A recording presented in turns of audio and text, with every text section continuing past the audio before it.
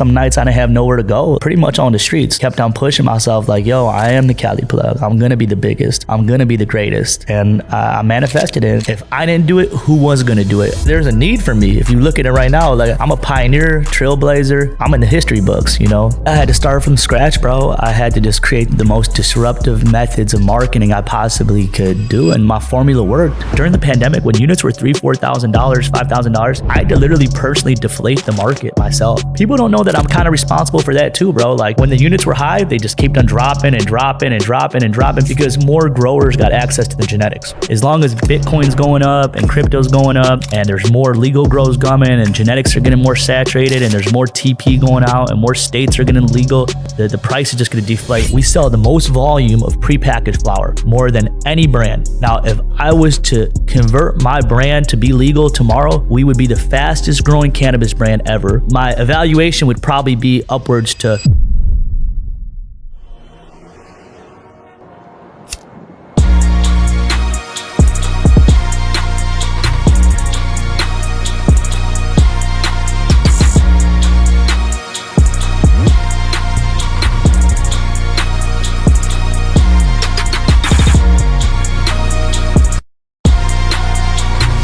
Hey, what's good, everybody? We're back again with another one. First smoke of the day.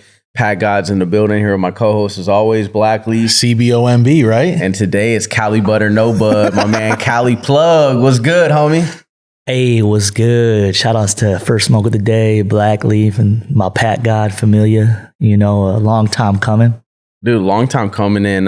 We've known each other for 6 years, almost 7 years baby. now. 7 years, baby. That's crazy. And I gotta say, we met totally organically in an unassuming crazy spot. thing is we met before I really started branding, before I started doing the session. So you knew me when I was just the Snapchat trap persona jumping on I might have known before the Snap even came. It was around that same time. Because I remember watching on Snapchat, you started blowing up with the Stash and Dashes. And I would be on there watching, and like you got kids climbing on top of McDonald's and shit to get bags and stuff. And I was like, what the fuck is all this? Like, it was my first time seeing Stash and Dashes was you doing it. Yeah, we were one of the first Stash and Dash companies. It's just basically a scavenger hunt, but we were like the first ones to really put it out there and start really hooking up the followers, customers, supporters. When I think of Cali Plug, I think of great marketer, but you do guerrilla marketing, which is non-traditional tactics and techniques that the bigger companies can't do that type of shit. They're not like connected like that. And then also is that before anyone was really doing it, you've built a personal brand where it's like your brand is your persona. It's not this brand and it's just like a logo.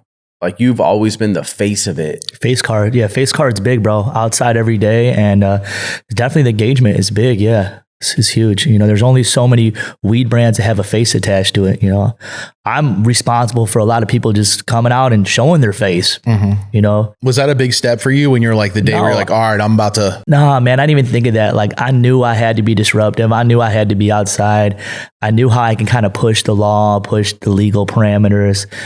And I just had to take it all the way to the max. I had to let my balls literally drop to the fucking Nile, the Mediterranean Sea or the Atlantic Ocean. Like I had to like go all the way in. Like I couldn't half-ass it.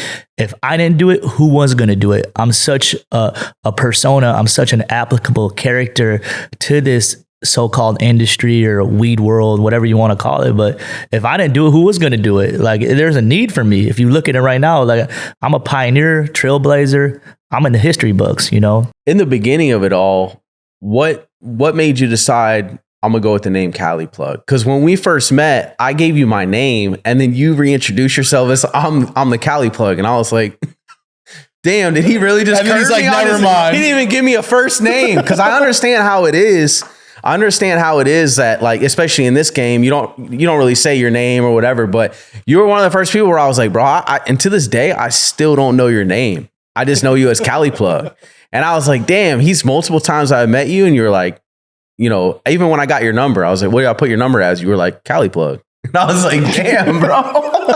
Yeah, well, I always manifested it. I love the word. I knew the word needed a brand. Like even when I was like 18, 19 years old, people are like, I'm coming out to Cali. I need this. I need a plug on this. And then rappers would be like, yo, plug and this. And then I'm like, yo, Cali Plug needs it because when people come out to LA and the Bay, they need their bud. They need a rental car. They need a crib. They might need whatever, some goodies.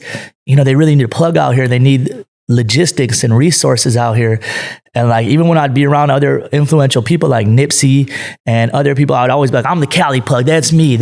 And like, I literally manifested it. Like, I can't even explain from going into the Prop 215 shops, bringing a customer inside, spending $15 on a gram, getting a free gram for bringing a customer, and then that customer getting a free gram for spending $15. So I literally go inside these shops, spend $30 and leave with 4 or 5 grams of Fire ass Master Kush or Candy Kush or whatever dispensary I was going to. So I would literally take that, go to Hollywood Boulevard, break it down. Some nights I didn't have nowhere to go. Like, I was pretty much on the streets. Like, so this is definitely a really good come up story. Like, this is from the ground up.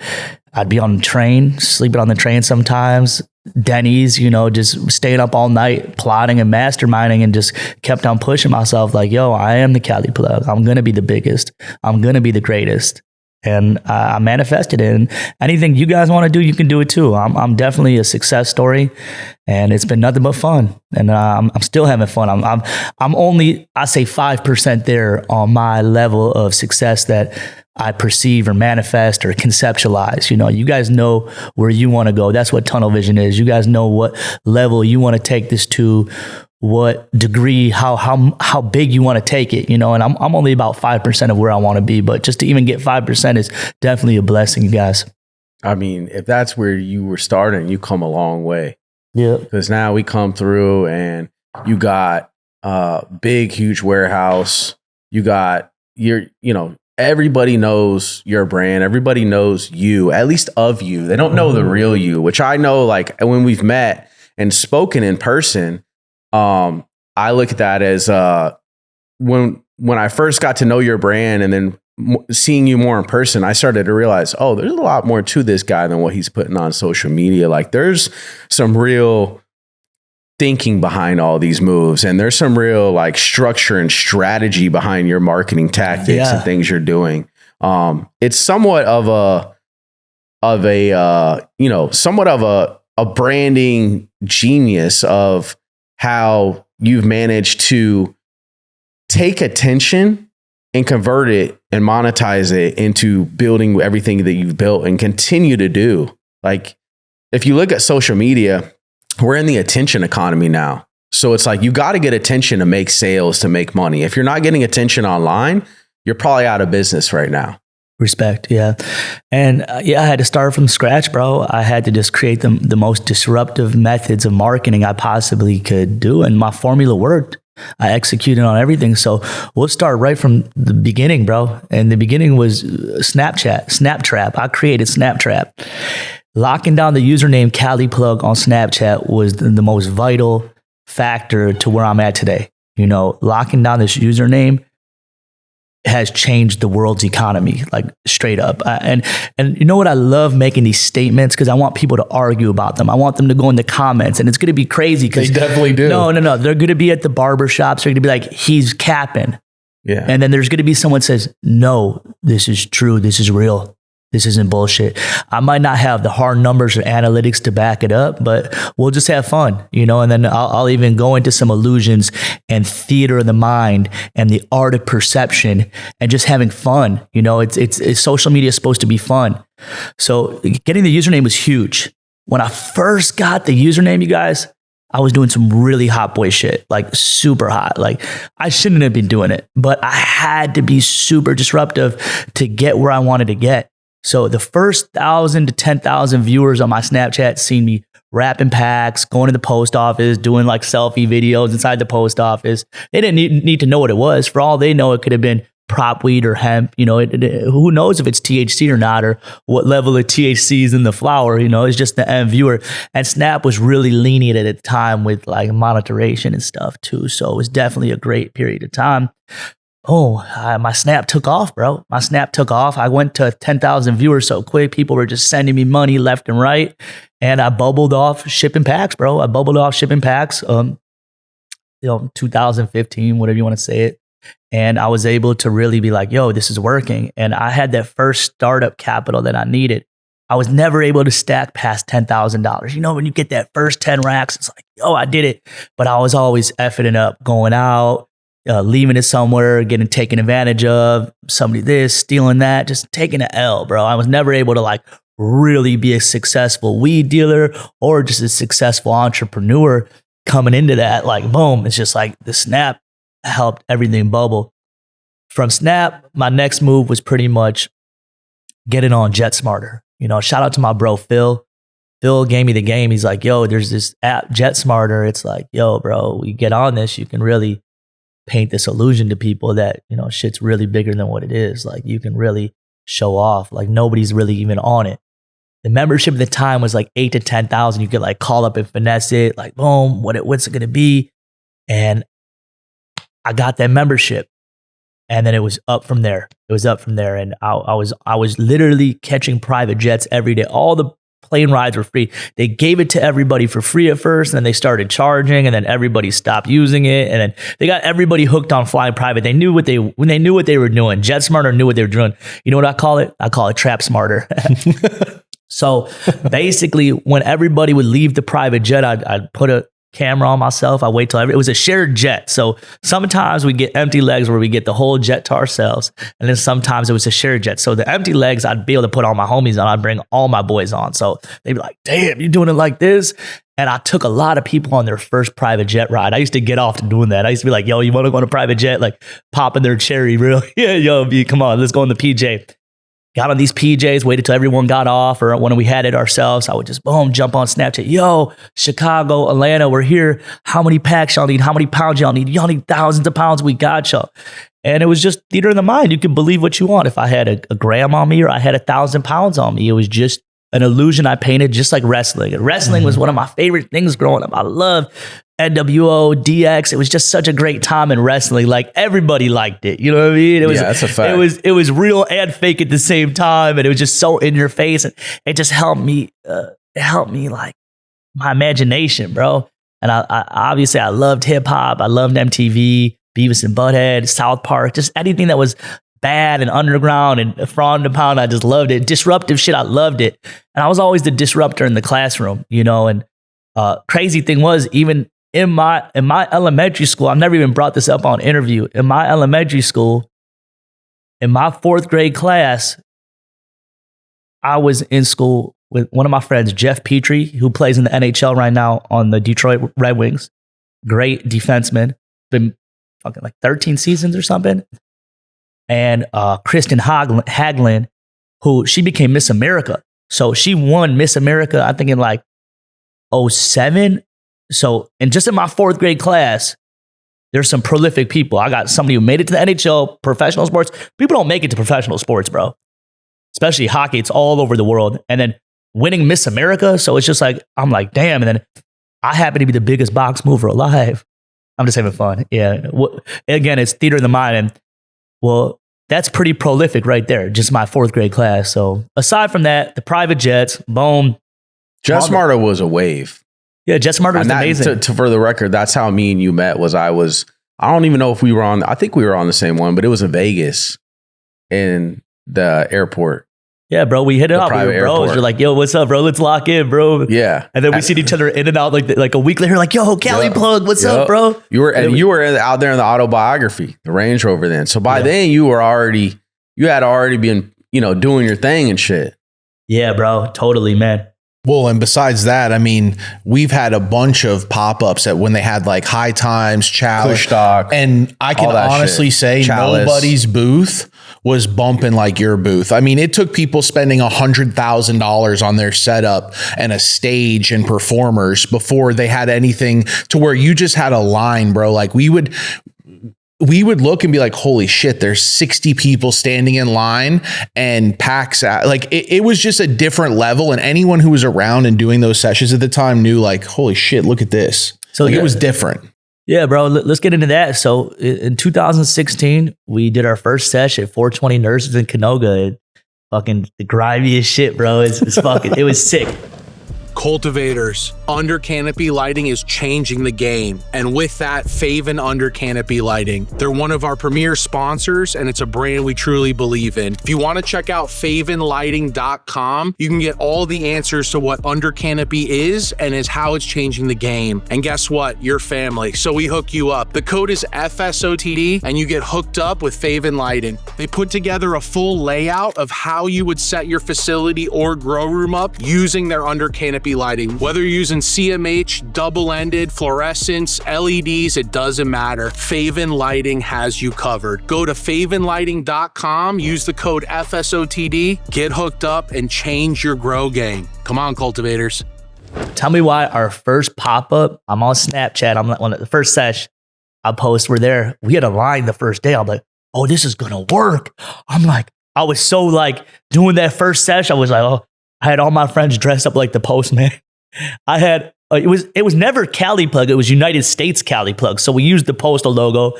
I went and got the postal chains iced out. So I had all the postal chains and the Eagles. You guys remember that? I had the big postal chains. They're still here. I still got those. Was that a troll, or was your thought behind that like, this is, because when people see that, it's like like people are like, holy shit. I think it's just a polarizing truth. Yes. And everyone's scared to mention it. Whereas you owned it, put it out there, and everyone else is like, what the fuck's this guy doing? But it creates this so much conversation. Of course, you're going to be able to gain those viewers. And then as we're getting into it, you're saying you have a sesh. Now you're turning those viewers into customers. So the first thing was, I'm like, yo, we got to do $5 grams. And then Ty was there for the first sesh. He was with me, and he's like, nah, you can't, man. It's not going to work. I'm like, keep in mind, indoors at the time, like people weren't hooking people up. Shit was over 2,000, 21, 22 for quality stuff. You know, people were just like, you know, the OG wave was still strong. Gorilla Glue was still strong. And I'm like, no, I got to sell $5 grams, bro. We got to disrupt. We got to be different. And that first sesh at 420 Nurses, bro, we hit it off. And then I was right to Secret Sesh. That Sunday, I did Secret Sesh, and I had a big ass line at Secret Sesh, and I was like, "Whoa, bro, this is working!" Like, and I just wanted to hit it off on the branding so hard, and like, it wasn't even about the money. Everybody was so focused on profit. I was just like, you know, let me disrupt, let me create a following, let me create a clientele, let me create a lifestyle, and I did it from there. You know, that's how everything started. And then we went to the High Times and Chalices. And then we did our own festivals. Re-Up Festival 1, Re-Up Festival 2, Re-Up Festival 3, Harvest Cup, SoCal. And just within our festivals, I mean, there was hundreds of thousands of pounds transacted, hundreds of millions of dollars. The connections that were engineered inside our festivals, people still come up to me and they say, yo, I'm still dealing with people I met at your festivals, or bring somebody to me. Like, I met him at the Re-Up Festival. We're still doing business. Or even Jay Pade, every time he sees me, Jay Pade's like, yo, bro, I made fucking this 300,000, 500,000 at Re-Up, and I haven't been down since. I love you so much for that, bro. I don't know. You ever had him on here or no? No. You get him on here, he'll tell you the same thing. He'll be like, yo, that Re-Up Festival really helped me bubble. So we've done nothing but help the community and give a platform for trappers and people in the game, starting off in the industry, whatever level, whatever niche they have, or sales or distribution. We've done nothing but help. People want to portray me as this evil person or bad guy. Everyone's entitled to their opinion, just like Donald Trump. People are going to like Donald and they're going to hate Donald. People are going to love LeBron. People are going to hate LeBron. I'm just a figure. You know what I mean? There's a face behind it. Everybody has their opinion about a brand. So I need to hate, even in the comments right now. I don't even see it. It's needed. It's needed for us to expand more, grow more, and everybody is entitled to their opinion, you know? So we went from the sessions to the festivals. Then we started hosting our own festivals. Obviously, the Stash and Dashes were huge. Jet Smarter was a huge portal. And then just staying hard with the online marketing, with the influencers, artists, concerts, the Rolling Louds, all that good stuff. Talk about how you've managed to transition as things like your Snapchat got taken down. Well, bro, that was huge, man. I didn't know what I was doing then. I didn't have You didn't know what you had. I didn't know what I had, bro. And it was the worst feeling, bro. I don't think none of us did, because we've all been now taken off Instagram and all. And it's like you get your whole brand taken from you. Yeah, man. I'm living at 1010 in Beverly Hills, sick ass condo, spending like $15,000 a month on. I got my Escalade, Maybach, another Maybach. I got my Richard Mille. I'm living life. I'm like, I got everything, got a daughter. I'm like, and then they just take the snap away. I'm like, whoa, I lost my Snapchat. And it was so hard for me to lose the Snapchat because it was my only way for me to communicate to my following and engage in my following, because Instagram was so monitored at the time. I was getting deleted, getting it back, getting deleted, getting it back. There was no consistency. I had no text blast. I had no email blast. I had no conglomerate of my following.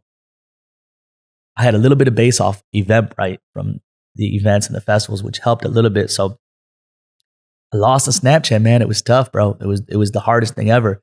I actually went to Snap's office. I talked about it at No Jumper. I went to Snap's office and I was about to start just crying and breaking down. And there was a big ass Samoan dude all tatted with a fucking like 40 calories. Like, get the fuck. I actually swindled up to the upstairs and shit and made it. But everybody hates Snap now. It's corny. But don't get me wrong, there's still grown men that use that shit because they like the camera and like sending videos on the camera. So I still have homies that use it, but it's like, yo, bro, Snap's just burnt. You can just get reported and you get deleted and you lose all your memories. It's like, how do you lose all your memories like that? And like, there's no way to get them back. And there's no like appeal process. So losing the Snap was hard, man. You know, I was getting like 25,000 a shout out at one point. So I was turning down $10,000 shout outs. I've done over 20,000, 30,000 shout outs on my Snapchat. I built thousands of countless brands. High tolerance. Manny can tell you. I mean, he did an interview with you here. I don't know if he brought my name up or not, but salute to Manny. You know, he's with Rick Ross and everything, but we literally built his brand from the jump, and they're killing it, bro. They're all over the place. My homie Trash Bag Boys, he's like 2 buildings over. Yeah, I fuck with them. He was somebody who was just like, oh man, I should put my face on Snapchat. I'm like, just do it here. Get on my Snapchat. So I would just have my homies around, and these guys were all my boys at the time. I was just like, yo, yeah, follow my homie. And then boom, from there, they're starting brands now. They're bubbling. Motion. I've seen people become millionaires in like less than a month or two, bro. I can attest to it, because you used to do shout outs on your Snap of screenshots of people chatting with you, and you would be like, bros in Tampa, hit bro up, or bros here, hit bro up. And then next thing you know, if you did that or whatever, you were connecting with real players in real time. And it was like a classified ad of, yo, this person is out here, connect with them. And it allowed you to link with players on a level to where either they were gonna cop from you, or you could get from them, right? And like either way it went, transactions are being made after that. Like money's being made. Like nobody's ever really done that. Yeah, bro. Even the promo and the shout outs, like what made you start realizing that was a way to create revenue and shit? Because I never really seen that before you doing that. Bro, first thing is I created trap promo. I'm the first one to promote distros and other trappers and other black market, whatever you traditional market. Those are all fake terminologies that are just installed in us and taught us. I don't want to say black market or white market. That shit's all bullshit. But yeah, bro, I created trap promo. So all these rappers that are getting money on Instagram posting, yo, just follow this distro for lowest to highs. I created that whole pipeline for it.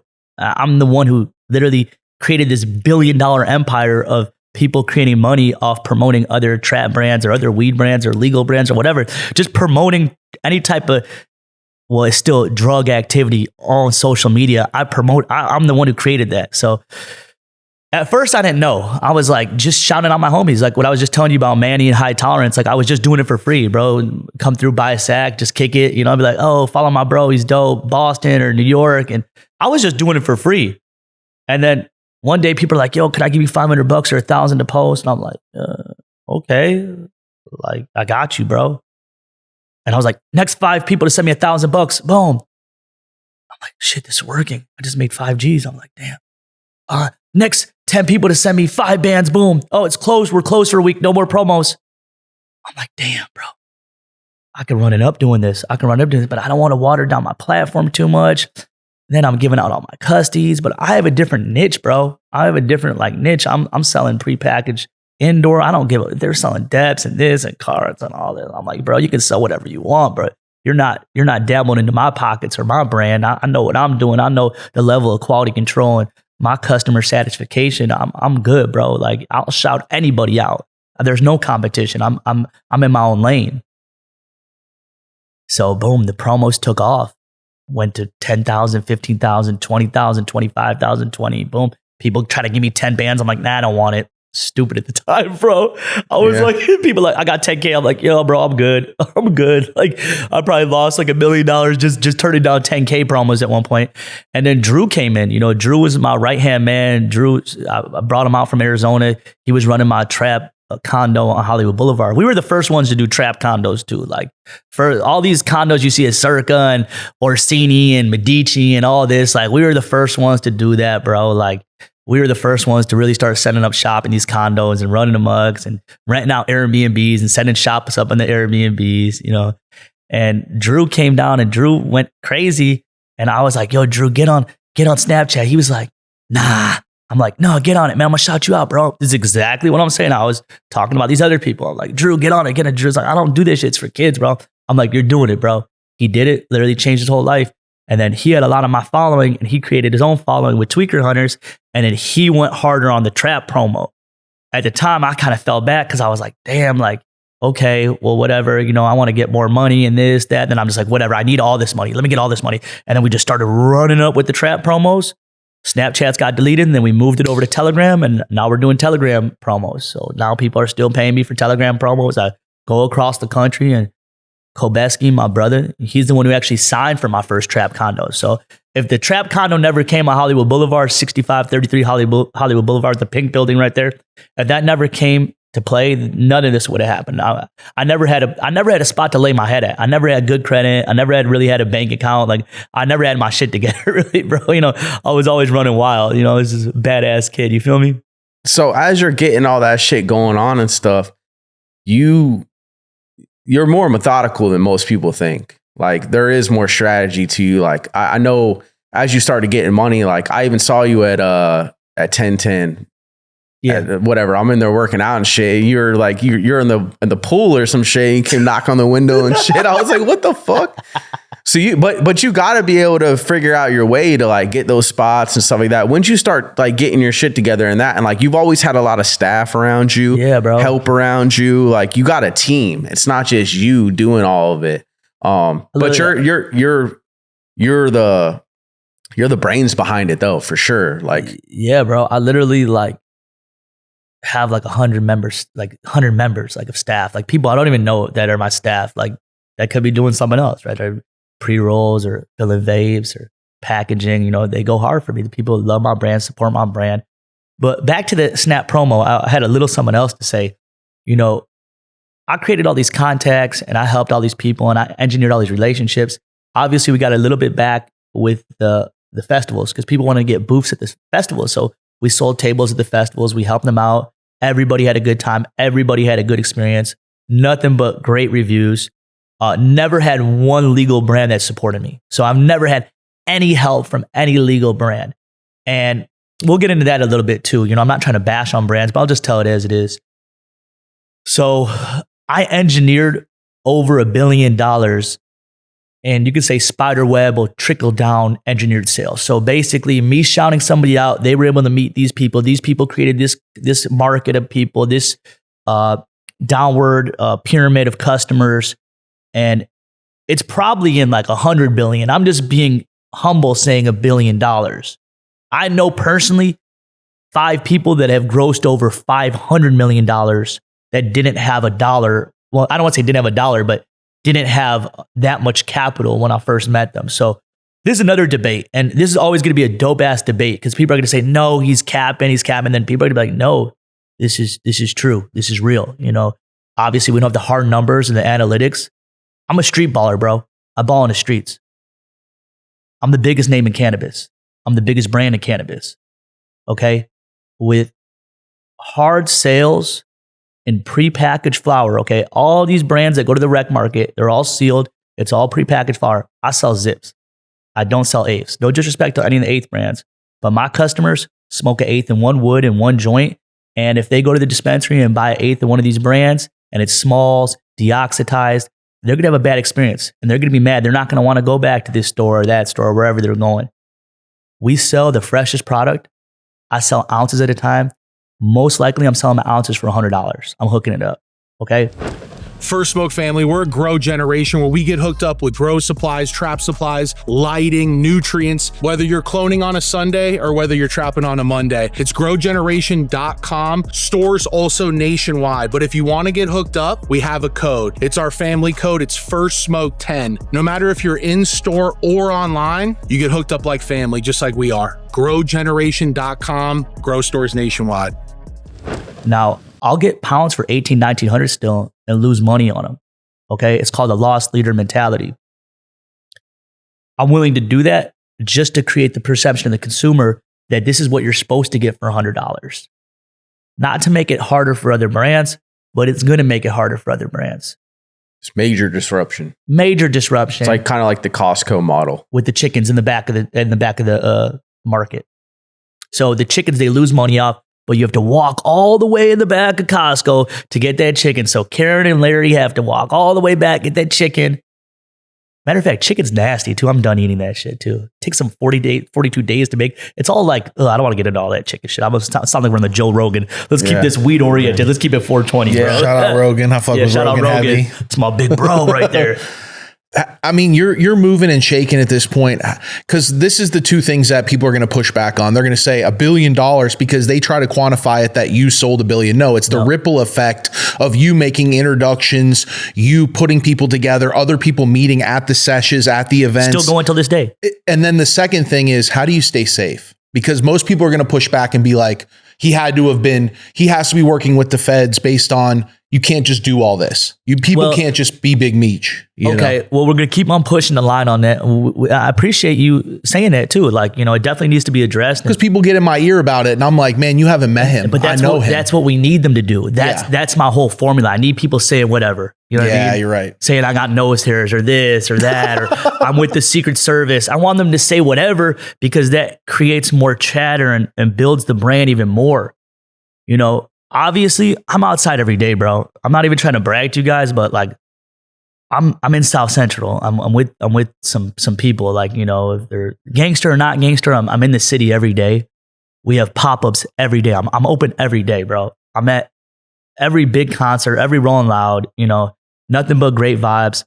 No one ever comes up to me and says some fuck shit. Not saying I'm a tough guy or nothing, but no one will ever do that. You know what I mean? They do that, then it's just like, okay, bye. You're entitled to your opinion. Oh, you smell, your breath sucks. Okay, bye. You're entitled to your words don't affect me. So there can be all these typers in Missouri or Minnesota or whatever they're at, New Zealand, I don't care, wherever they're at. No disrespect to those areas, but staying safe is a real strategic method as far as just how hard I push the line and what I do. Obviously, I know there's risk associated with, going out of town and doing pop-ups. And I'm sure you guys have done pop-ups out of town too. So being in Georgia or Texas, you still got to watch yourself, make sure that you're around good people, a good location, a good security team. And, I obviously know the risk and I'm a pioneer. I'm willing to push that line. And like I said, if I didn't do this right now, who would do this? Who was going to do this? Somebody will eventually. Yeah, somebody was going to do this. So you wanted to be first. And I want to keep pushing the line and pushing the line and pushing the line more and more and more till it normalizes more. And the stigma's like, yo, Cali Plug's not even hot, bro. He does movies. They're Hollywood. They're huge and they're on podcasts. And I want people to say that like, yo, dude, this is normal now. It's just weed. He sells weed. Whatever, big deal. He shouts out people who sell weed. Like there's people in Skid Row dying off fentanyl and Trank 1 mile that way. Like, okay, we're selling a little bit of bud downtown, zips of personal bud to consumers and hooking it up and showing love. And that's what we're doing. So where does all these acquisitions come from, And, they can always say it, it never sticks. And, I always got solid people like you. If they try to defrag my character, if they try to smut my name, there's always some solid people that are going to argue, be like, no, I actually rock with bro. You don't even know him. And it's always the people that don't know me, or it's just the people that don't come outside, or it's the typers in the basement. It's never solid individuals. Or if the solid individuals, they're just being a hater. And it's like, bro, you're being a hater. Like you have no validity or proof to back up whatever you're saying, and it doesn't stick. And guess what, bro? You're not going to train my brain because people have been trained. Like, not to fuck with me and not to work with me. And just because of my marketing methods and my disruptance, I think I'm at a level where I'm at in this cannabis space to work with some big people. And they think, oh, I'm too illegal, I'm too hot. Maybe even Burner thinks that. It's like, I want to rock with Burner. I want to do some dope shit. Definitely inspiration and, other big people in the industry. And maybe these brands just need to see more legal representation. It's a perception thing, So it's like, I was trying to do it from the jump in 2018 and 19. We were just talking about that, bro. Like you were in no rush to do the legal stuff, and now it's all coming into fruition, bro. And no hate against the legal market. As long as you got the right quality control product and you're pushing the right image, it's cool, bro. I'm not a hater, bro.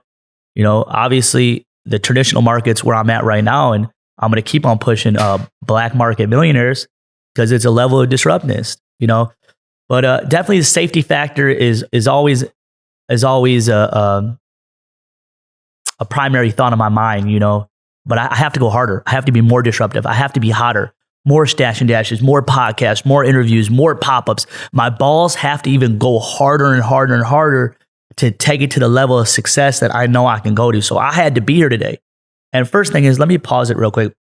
I just want to give you guys a congratulations and give you guys your flowers right now. I'm so proud of you guys to see what this has expanded to and how big it's got. Because if you don't know this, they wanted me on like the first episode. And I don't want to say I turned them down at the time. I was just on some fuck the industry shit at the time. I was like, man, I don't want to be at no holla powder, holla flowers. I don't want to be at none of this shit. No high times, just that, Kush Dogs. I don't want to be on no interviews.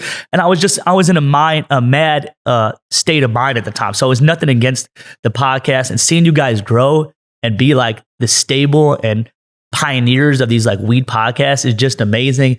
And I'm always here to support you guys. Any events you guys got going on, anytime you need me back on the podcast, I'm always here. And I just wanted to pause it and say that. And then what the funny thing was, some kids were up to me. They're like, "Hey, bro, did you see FTSOD?" I'm like, hold on, bro. What the hell did you say? No, bro, like FTSOD. Like, bro, like, you didn't see the new one yesterday? I'm like, dude, like, here, smoke some Z right now and like watch it. I'm like, what is FSOTD. What is that, bro? They're like, you don't know? First smoke of the day. I'm like, those are my boys, bro. Those are my homies. Like, those are some of my day one, cannabis homies. So when I heard that, I was like, whoa, this is big. I'm like, damn, what they've done is insane. And I was like, yo, I got to get on it now. Like, let's get it going, rocking. And it just worked out perfect because, last couple of weeks I've been going hard with the press, the No Jumper, did the LMC. Now we got my own podcast, Free Game Logistics. We're doing nothing but giving free game and helping people out. That's all we want to do. All I want to do is help people out, build brands, build trappers, and just push legalization and just kill this stigma of just people being scared about weed and like, oh my God, it's weed. It's just like, so I want to be hotter. I want to be more disruptive. I want people to talk more and more, bro. So you're just going to see me do way more crazier stuff. You've only seen like the baby Cali Plug. Now you're going to see the monster come out, bro. What do you think of the candy wave?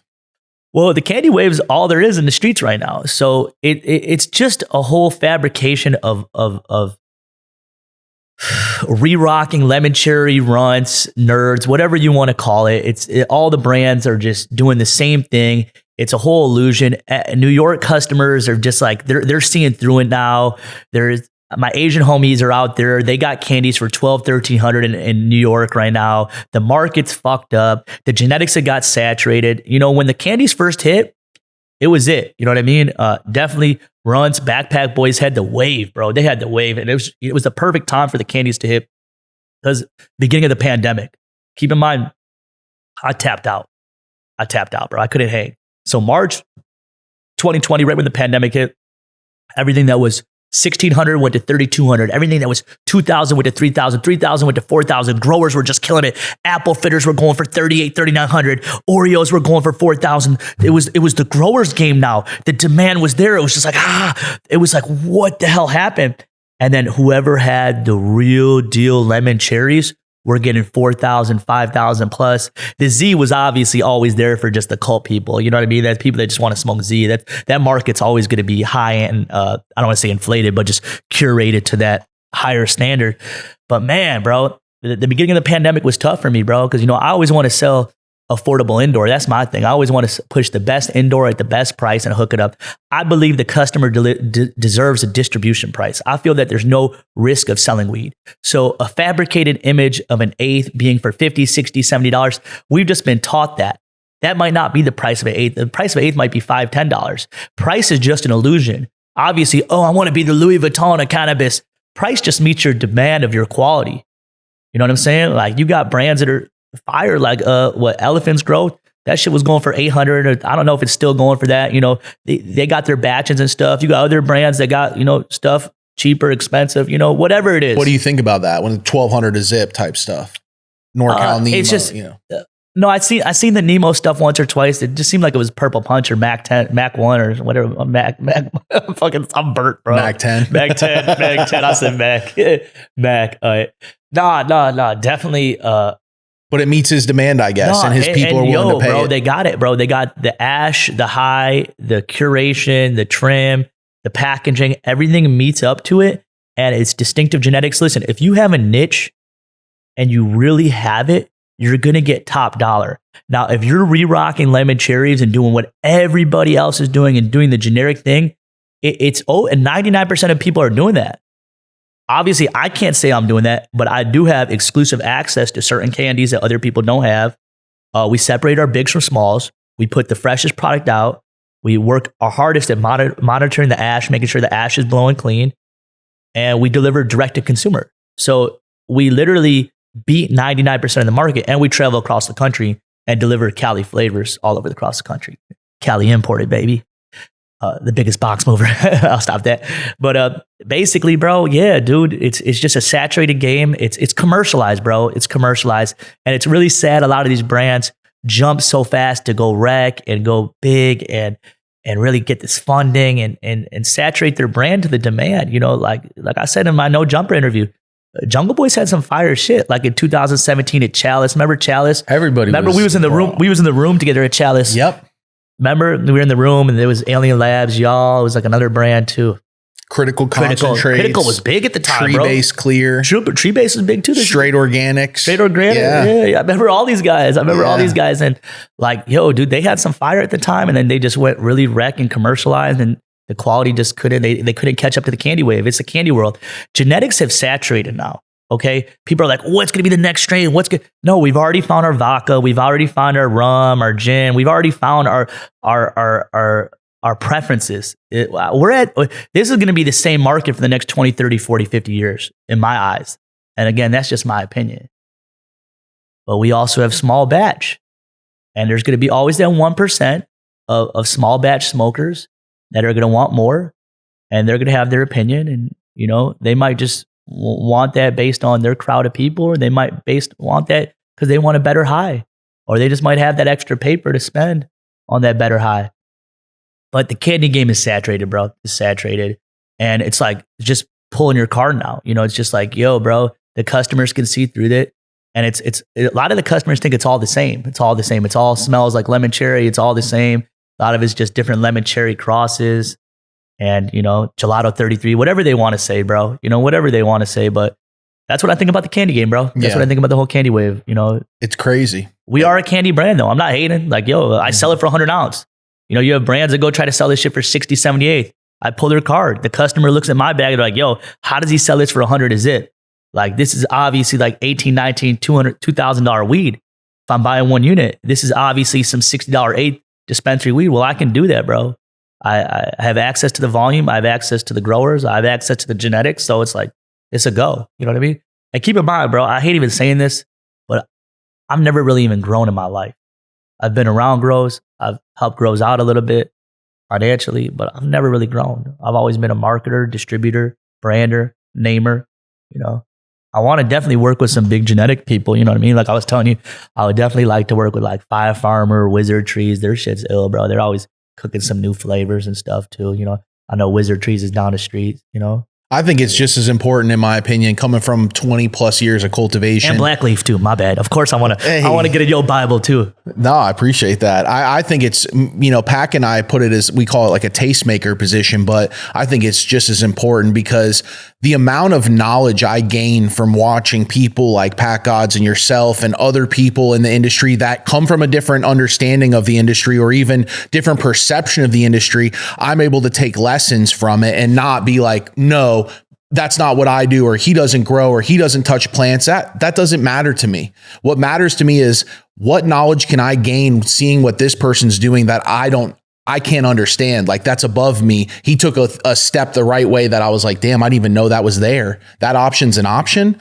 Or I'm looking at branding. One of the biggest things is looking at other brands outside of cannabis to take lessons to cannabis. And it's the same thing with people who are specific in branding and marketing. Shopping spree begins. Cultivators globally trust Drip Hydro. Whether your nutrient solution is in powder form or liquid form, Drip's got you covered. And you know we treat you like family. First Smoke 10 is the discount code. Whether you're in store or online at driphydro.com, doesn't matter. We get you hooked up.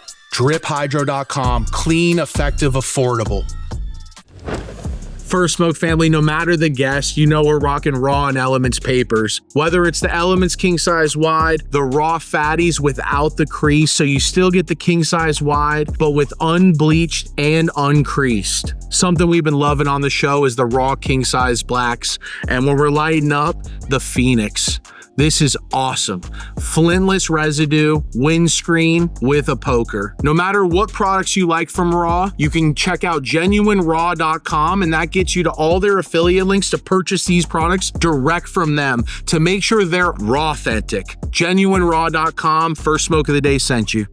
I mean, think about if you took all the cultivation knowledge some of these guys have and specifically put it towards branding and marketing, how much attention to detail they'd have. And that's what you guys like you guys have done, is that I'm able to take lessons and apply it to my brand, because that doesn't come naturally. Being a loner and sticking myself in the garden comes naturally. You know what I'm saying? And it's like, I always look at it when people are naysayers. I always look at it like, nah, man, you know what I've learned from that dude? I have a list of stuff that I've applied to my life based off of watching you. Respect. Like, yeah, hands down. If you come in neutral and unbiased like that, a lot of respect, bro. Mad respect. Bro, it's when you have a line of 60 people and you're out there and you're like, I'm growing all this stuff, you're doing all this stuff, and you're like, okay, I have to take lessons from these people because look at what ththey've created. This is unlike what I was able to do, or unlike what I even thought was able to do. When you have 100 people in line for 6 hours straight. Oh, bro, you crazy. And dude, salute to you. You do everything, bro. You're breeding, growing, tissue culture, clones, genetics, marketing, Instagram, doing interviews. Like, bro, you do a lot, bro. And the branding and your gear is so dope. Bro, I love Blackleaf. Like, that's probably one of my favorite brands from day one. And I was like, you should have hit it off big from the jump. Like, you know, just from like where Connected was at and Cookies was at and these other brands. And I was like, yo, the timing's right. It's just whatever you want to make it. It's your life. It's your brand. You paint the image. Their level of success, these other brands, is just an illusion. You know, it's just an illusion of what we see. You know, and the magnitude of how big or the funding or how many stores they're in. Oh, I'm in 400 stores, bro. I don't care, bro. I'm just worried about myself, bro. And I want to just push greatness and quality control. And I have my own fans and my own following that love my brand and love what I do. So definitely, you've always been an inspiration, bro. Salute to Blackleaf. Vice versa, bro. Yeah, we've always looked at you ever since Pack put you on my radar. Like, you got to see what this guy's doing. I'm like, wow. Like, that's all I've been able to say is like, wow. Then we go to the studio, and that's like, holy shit. A lot of people don't know. You started a cow weed podcast way before we did, called Plugcast, and he went on it as Blackleaf. Yeah, it was dope, bro. You did a great job. What made you stop doing that? You know what? I didn't know what type of image I wanted to do at the time. I was like all like drawn in my head, like, no, I want to be like this. No, I want to be an underground trapper. No, I want to trap. No, I'm too hot. And I was just like all like through these thoughts in my mind, like, oh, I'm just this. And it was just fear. It's like, yo, no, I got to go all the way in. I've already went this hard. I'm already the hottest motherfucker on the internet. I'm already the hottest person on the web. I'm already the biggest trapper in the world. It's like, yo, dude, I have to take this to another level. And it was just at the time I was just I just had a lot of thoughts in my head, you know, and I didn't want to, if I want to do the acting thing, or I want to be a musician, or it's like every day I was just changing my mind. I'm like, no, I want to be a podcast host. No, I'm watered down doing podcasts. No, I want to be a rapper now. No, I don't want to be a rapper. This, I want to be an actor. I'm going to do movies. I just want to produce and direct movies. And it's like every day it changes. It still changes. But at the end of the day, it's like, I got to keep pushing because I got people that love my content. I got people that love hearing me speak, and I give a lot of game out too. I give a lot of wisdom out, and I just want to. That's what free game logistics is about. We just want to give game, and I'm actually going to go around hotels and convention centers speaking, you know, boom, and just giving game out and helping people stay away from the hamster wheel and avoid being in situations, bro. You know, that's what I really want to do. People to push for greatness, because 99% of these people, they can't win coming out here. You know, a lot of these custies, they're losing money at the airport. They're losing packs in their mail. They're getting robbed. They're getting finessed. They're getting pulled over out here. They don't have a real structured system of how to win when they get to LA or get to Cali or interact with the right people out here, or how to build properly. So they'll win 10 times, 10 packs will touch down, they'll lose once. And now they're gambling. It's like, bro, you should have been doing red or black on steak or going to Venetian or something, bro. And nothing against my pack shippers or anybody doing TP or whatever method they got, bringing shit or doing whatever they're doing, hemp packs, big hemp packs and shit. I'm just fucking with you. No. THCA, big snowballs. I'm just kidding. No, but like, dude, there's no way for them to win. And it's like, if you don't have this down to the T and you're not meticulously watching everything like the Matrix, you're gonna go through the hamster wheel, bro. And that's what free game logistics is about. It's core analyzing everything. Like, the best part of the game to be in is the breakdown game. Being this major weight person, 1,000 depths, boxes, cases, get away from me. That's too much stress, bro. You're gonna be think that game's dead. Like, it's a dying game. The whole volume game with that. Like, it's not what it was. You can't win, bro. You can't win. There's no way you can win. Your stash bot this, your best friend, your cousin. You can't really front people like that anymore. Front, dude. It's like there's no way for the mega box movers to move. They're getting COD'd the same day, and then it's gonna work for them. But putting up the logistics and the front and all that, it's a shit show, bro. It's like you said, though, we're going to the breakdown, and that's the only thing that's gonna make sense moving forward, because that's where there's still margin. That's where there's still, you can like make something, you know, because a guy breaking down one unit and making $1,000 plus is much different than a guy trying to sell 100 pack and only making $100 off each. Well, yeah, we want to be the resale brand. So when somebody comes to our pop-up and buys a zip for 100, I want them to know they can go flip that or do whatever, break it down, give it to their auntie, their cousin, sell it for 150, sell it for 400, do whatever, bring it to Barcelona, do whatever they want to do. I want to be different. I want to be the Supreme brand in that sense. Like, you go wait in line, get that Supreme shirt, you can go resell it. Yeah. And I want to create baby trappers that they can build up with. It's like, yo, like just like Stanley Steamer or Dick DeVos from Amway or any of these Pampered Chef or the makeup, Mary Kay, the makeup shit. Yeah.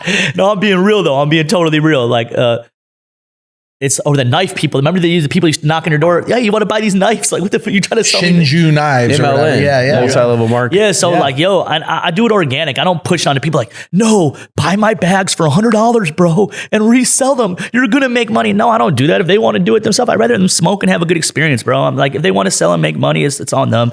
You know, if we can create any type of opportunity or help any person financially, that's what the brand's about. And I'm gonna keep on saying it. It's about helping, bro. You know, it's about empowering. It's like, what are you doing on this world? Am I going to be Uncle Scrooge or Mr. Burns and just be greedy and grimy the whole time?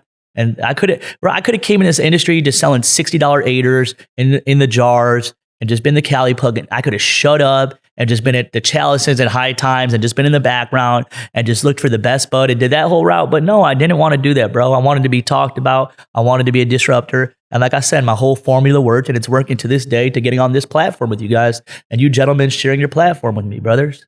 You're in one of the biggest videos. You're in the Shoreline Mafia video. Yeah.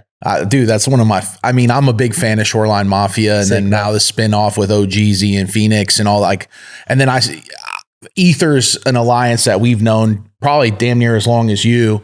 How'd that come about, the Shoreline Mafia video? Because you guys had a pop in studio. Really, pretty much my big bro Ether, man. Like he's helped me out a lot. You know, he's given me a lot of advice too. Or I might not see him for a year. I might not see him for 2 years. But when we see each other, we're locked in like we're best bros. And he was actually the one. I was saying Cali Plug or no plug. I'm like, yo, it's Cali Plug or no plug. I'm coming through. He's like, He's like, bro, you need to change it to Cali Bud or no bud. I'm like, oh, okay. And I was like, all right, cool. It's like, I'm going to bash on Colorado. I'm going to bash on Michigan. I killed the Colorado market. I literally killed that market, bro. I swear, like, you know that, bro. Just admit it. Please admit it, bro. I was going to ask you about, bro. Like, I was going to ask you about how you came up with that. Bro. I can't lie, that's bro. Crazy. That's my dog, bro. That's crazy because like, you're the first person that was saying Colorado Crunch Pack. Well, Ty, and I was like, bro, I'm telling, like, that's exactly what I've been saying. Yeah, Ty would also come up with a lot of content. Ty actually we did the Cali Bud or No Bud short film on YouTube. Check that out. Also check the Sesh movie out too. We'll talk about that in a second. But the Cali Bud or No Bud short film, it was just like Air Pack in Colorado. We literally pushed everybody. You got to realize, I created LA as the hub. Okay.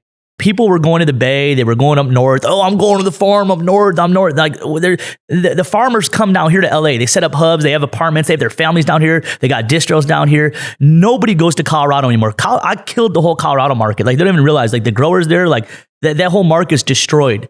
It's all air pack. It's dust weed, just the altitude, the air, the humidity. I don't know, whatever. We can go into that too. But basically, I brought the Bay to LA. No matter what. And nobody will admit that. Oh, I've been going to LA. Nah, you really weren't till we bubbled this shit up and created these trap distros and trap condos and telegrams and snap traps. So we definitely were pivotal in that, like getting the Bay and LA to even work together, because it's always been like animosity between the Bay and LA. You know, I'm a California brand, even though we're LA somewhat based. I rep NorCal and Humble and the 209 and 559 just like I do LA. We're a whole Dago all the way to the tip top. We're a whole California brand. And like, these guys weren't really coming down here. They weren't really working with too many people in SoCal. Now, if you're a SoCal brand and you try to get to NorCal retailers on the legal market, they're going to pretend like they don't know you. Like, I've never heard of you. No, we just take these Stizzy Raw Gardens. We don't take anything else. And like, but the SoCal retailers are like, come on in, Cookies, Backpack Boys, all you brands. And you know, that's just because they put the work in, bro. They had the genetics and curation, and they wait, and they have patience. The NorCal dudes have patience. And you do too, bro. So I'm gonna say you got patience. You got patience as well. But just as far as trimming, curing, and procuring the product rate, or telling, oh, the pack's 4,000. I got 3,600. Oh no, I'm good. I don't want it. You could just turn around, go back to LA. What the fuck, bro? Like, no, I want 4,000. Oh, okay. It's like that. Damn. So definitely, NorCal doesn't rush to get to market. We have faster lifestyle here with women, entertainment. You know, my Russians, my Armenians, my Asians, my Israelis, everybody down here just pushing to get it to market as quick as possible. Trim, cure, not this. You're giving you a wet ass pack. It's like, what the hell? It's like, and you know, people need their bread. They need to pay bills. They need to stack. They have staff. I'm not hating on nobody. I'm just saying we rush to market up here when they take that extra couple days and They were able to show it, and some of the facility work and some of the NorCal work, just you can see it's a step above sometimes, or some of the SoCal work might be better. You know, at this point, it's probably everything's even, but I'm just speaking, you know, previously, you know. Best bud outside of Cali. What do you think? Bro, I can't even answer that at this point, bro. It's Cali Bud or No Bud. It's Cali Bud or No Bud. You might get some some small batch sour on the East Coast. It's like, damn, this shit is different. It's like organic soil, this, that. Like, you might get some shit on the East Coast where it's like this, and you know you had something made up for every fucking state though. You were talking about Oregon quack packs. The quack like, pack, give us Oregon, a rundown. The Michigan basement boogie, the Colorado crunch, the air pack, the Seattle waddle. Like, you know what I mean? The main pain, like we got, yeah. Or what about the Florida sour? So listen, bro, this is funny as hell, dude. I went to Miami my first time set up shop in like 2016. People thought I was crazy. I was the first one to do sessions out there. Me and Dab Day or DT, what other brand? We were like the first ones to do sessions out there. I did like the first like 1 to 3 sessions out there, and I had some turkeys out there, had some units out there, and we went and showed one of my boys. Well, not one of my boys, a mutual friend of one of my boys. And he's like, nah, I don't want these. I'm like, what? They're perfect. The structure, there's purple on them, there's color, there's a nose. Like, what's wrong with these? He's like, nah, I need this. He showed me some grass looking weed. I'm like, what the fuck is this? He's like, it's Cuban sours. This is what we need. I'm like, it was literally string bud that, you guys know what I'm talking about. It was literally string bud with leaves over. And I'm like, what are you buying? And they're like, this is what we want. I'm like, I can't get this because it's grown in Florida and it's a wet bud, bro. But you guys can second that, right, bro? The Cuban sour wave, yeah. That's what people Cuban bring sours, up. OGs. The purple cushes, the mangoes, the fucking mangoes, yeah. People bring up OGs that's like in the beginning. That's the Cubans and the Mexicans house grows, booming house grows in Florida. Oh, definitely. They were, and then it trickled down from there. For indoor, they ran the market for that shit was syndicate, bro. Yeah, they killed it, bro. A lot of that shit would go up to New York and all that. And even all the white kids I knew, though, when people ask me like, yo, in 2002, 3, 4, 5, like what was Florida growing? It's like sativa hybrids. Oh, yeah. Like everything I'm seeing was like 90% was sativa hybrids.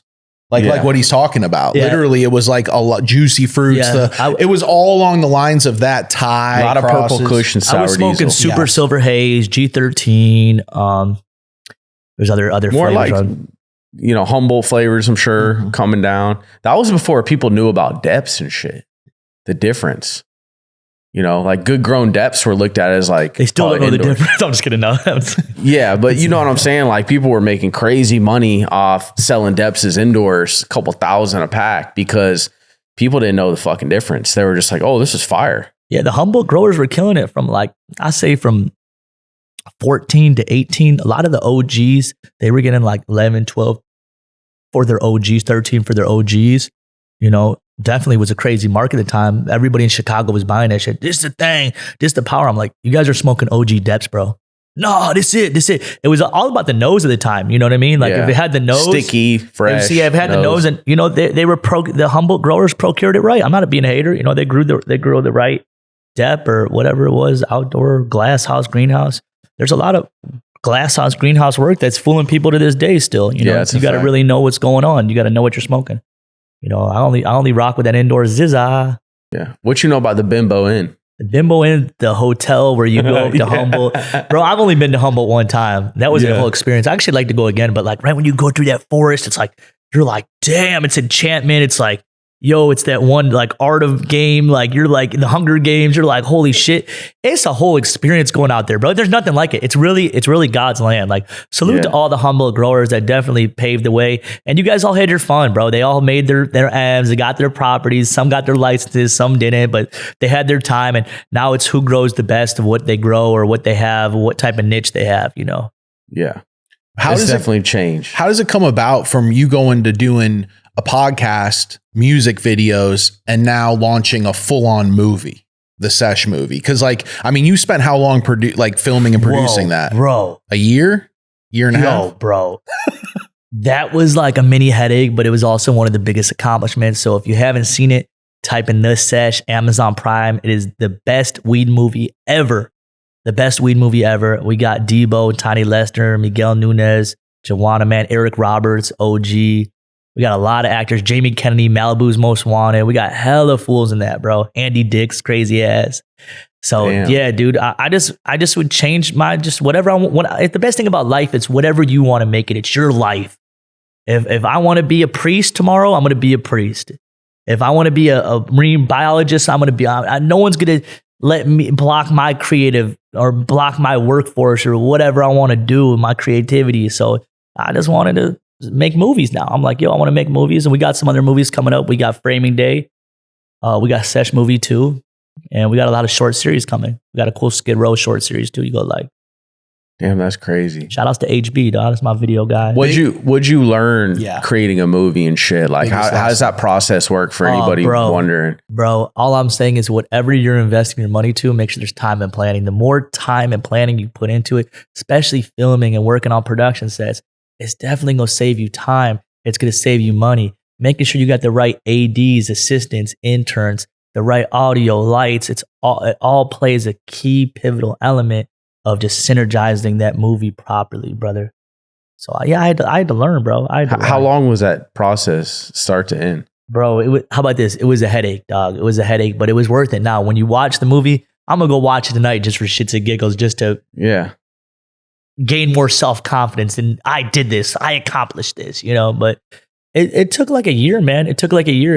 We were just on some fun dope boy shit. You know what I mean? Like, boom, I just put money up. Then Drew's like, okay, let me put my money up. And then by the time you know it, he's in this much, I'm in this much. And we're into millions and A-list actors and having meetings with Netflix and turning shit down and then dropping it on Amazon Prime and having people smile and laugh and enjoy the movie like gentlemen like yourself. And you did like a screening and all that shit. Yeah, it was all that. Blessed, extremely blessed, bro. Not many people have a movie they've made and produced from here all the way to long form. Like, yeah, you can watch it on Amazon Prime. Like, that's an amazing accomplishment, bro. Thank you, brother. Appreciate that. Really brother. is. Talk about having a vision and seeing it through. Even if it is, you're telling people, you're like, we're going to make a movie. And they're like, oh yeah, right. Like, I'm sure. You know what I mean? Does that, like, how are you able to do that with so many different things? Because you do a lot of shit in periods of times where most people would go their whole life and think, well, I just couldn't do that. But you're pulling it off and doing it. And then you continue to keep doing it. Yeah, bro, we definitely have a lot of success, achievements, and accomplishments. And it's just pushing forward, seeing it out. Like, I need my voice to be heard. I need to be the pioneer of this. So I need people to be like, yo, he was the hot boy at first. He helped change the whole industry. He turned the trap game up. He made people stop giving a fuck about weed and it being illegal. So that's why I had to push the line. I had to put the movie out and do the snap trap and do this and the book and the music videos and all this crazy ass content and scripture that I wrote in my personal life story. I just had to put the foot on the gas. I had to take it all the way. But seeing a vision through is hard sometimes. Definitely dealing with people with egos. You got to really have the right team. You got to have people that want to work hard. You know, money's obviously going to move people. So you have to be really concise and clear with people and converse them the exact details of what they're doing, when they're doing it. The planning and structure has to be there. I've always been one of those people that's like, take initiative, just this, mind read with me. Yeah, do this, do that. And then I'm blowing up on people and getting mad at people. And then I'm losing people's support sometimes. And people are getting upset with me and maybe vindictive and hateful. And so, you know, you have to be really careful with your team and how you converse stuff to them. Because one little word could change someone's whole demeanor about you and could change their whole values to what they hold for you. Like, I don't even know how to say it, but like, it could just create jealousy and envy. And, you know, it's really tough in the cannabis space. You know, it's animosity. Really they start building hate because they're just hurt by something. Yeah, you got to be super careful. Like, you know, I can't yell at people. That's the dumbest. You know, I can tell them something direct and concise and say it with a little bit of thump on me. You know, like, bro, let's not do this. You know, even like my hardest workers, like I even have to talk to them about my team. You know, like shout out to Q. He's here too. That's my boy right there. You know what I mean? Yeah. He goes hard. Sometimes he's got to hear it a little bit. I'm like, yo, bro, but he knows it's all for the better. Like, you know what I mean? Yeah. You learn as you go. Yeah. That's a evolving process, but it's hard, especially in 2024 now, I can say. Nobody wrote a blueprint, bro. Sorry to interrupt. Nobody wrote a blueprint for this. Nobody wrote a blueprint. Obviously, there's brands that like Stizzy and Cookies that have done it big. Burner's done it big. You know, he's definitely like a master delegator. Stizzy's all over the country. They've definitely like they've definitely set the blueprint up, like as far as how big you can scale as a cannabis brand. Don't get me wrong, but there's still no blueprint. There's no right way to do this. You know, it's how big you want to take this and having that vertical niche and what level you want to take this to. You know, I'm not in this for acceptance. I'm not in this for social validation. I don't crave that. Obviously, I like the likes and the comments. That does turn my serotonin up a little bit. Just kidding. No. It's true though. I mean, it's progression. It's progression. Yeah. You're realizing that, oh, shit's working. Which is you know, a big part of it. Man, what I like about you also is we run into a lot of brands that don't want their people to shine. There's one star, there's the head of the brand, and no one underneath them has any shine at all and can't step out of line. Where you got Drew, like you almost create other personalities or help build this personality, and then they become something just like, you know what I'm saying? Like, it's cool to see where Drew went with it, and it's rare. Not a lot of people are open to letting their other people shine around them. Yeah, bro. And I've even been around people that just like try to block people out and this, their cameraman or this dude or one of their growers or breeders, like, don't have him around. Don't meet him because, you know, people have been violated. People got PTSD for introducing people to relationships and new people and like, you know, introducing them and then losing money off deals. So people got PTSD and they try to hold people captive, or they're just, they don't want any success, or they're so worried about the perception of having other people, intertwined with their success. You know, they don't want people to know that, I guess. Yeah, it's crazy, this game, because we all come from that, where it's suppression. Suppress everything. Don't give your number to him, or, don't make sure that you don't overstep me on this or overstep me on that. Whereas where we're at right now in this day and age, it's like a free for all. Well, toe stepping is normal. So like that, like kind of 35 and up crowd, like the 80s babies and 70s babies and 60s babies, like the 90s babies and new millennials, it's nothing, because you can just connect with the grower, the brand on Instagram. They can go DM whatever brand on Instagram, whatever grower on Instagram, and get direct to them. They can be going and buying pink sushi or whatever they want to get, or the blue sushi or whatever they want. They can go buy it. So the toe stepping is normal. Like there's no like code of ethics as far as business. Obviously, when you're a little bit older, you've definitely been installed with like, some type of moral G code. Like, bro, like, this is one of my people I get money with. So if you're going to get money with them, let's articulate it and figure out, well, you don't bring no value to the element. Why do I even need you? Let me just push you out the way. And now it creates hurt friendships and animosity, and it creates vindictiveness. And then it might show you someone's true character. So that's just someone you don't want in your circle. You don't want that person in your circle. You don't want that person within your realm of existence. If you see them like, bro, I don't want you around anymore. I don't care if we're making $100 million together. I don't want you around what I got going on. And I've literally had to kick people out of my circle. I'd be like, bro, no disrespect. I don't want you around me anymore. I don't want to share my energy with you. I don't want to be around you. I don't want to talk to you. Just no disrespect, bro. Like just keep it like that. And it's hard for some people. It's like getting cut from a baseball team or a basketball team, or, if you get fired from your job at Walmart or Macy's or Sephora, they have a security guard terminate you, So obviously, like when you have to remove someone from your inner circle, and sometimes you have to be careful about it. You have to push people away slowly and slowly. You can't just like, you feel me? You can't just like, there has to be strategy. Especially in this game. I try to be direct as possible, though. I try not to sugarcoat shit. I was like, if I have to tell somebody what it is and they do some stuff on me, take something, break something, like even the owners of Big Chief, MJ and them, like he had my Instagram page on his phone. He changed the Instagram page to Big Chief. So Big Chief's Instagram actually has all Cali Plug's original following. Then he took Drew with them, and they paid Drew to do all this stuff too. I hate airing it out like this, but this is just what happens sometimes. I pushed bro away. He was my butt tender. And then boom, it ended up backfiring on me. It's like, I lost my Instagram page, had to start a new Instagram page, lost one of my main boys, and it's like people have vindictive, ulterior motives, and you have to see that. And you can't hold a vengeance. You can't hold jealousy or revenge. You have to drop it immediately. Either you're doing something about it today, not even promoting no gangster shit or violent shit. Either you're getting it resolved today, or it's just that person affected their face card, and you could speak about these things. You know what I mean? Not trying to bash people or their brands or any type of demeanor like that. I still have mutual love for everyone I'm talking about or speaking about. If I've spoke about them, it's just how I feel, and I'm entitled to my opinion. You see me? Yeah. Feel me? Yeah. I mean, in this game, it's a constant learning process of how to move, because like you said, there is no fucking blueprint. There is no code of ethics anymore where what's right, what's wrong, and like people know in their heart and shit, but like they're gonna make their move anyways. So it's hard to know how to navigate that shit and like what to do moving forward to avoid it, and to try to, it's like you said, at least people with PTSD. What about the OGs who say like, we laid out the blueprint, just follow it?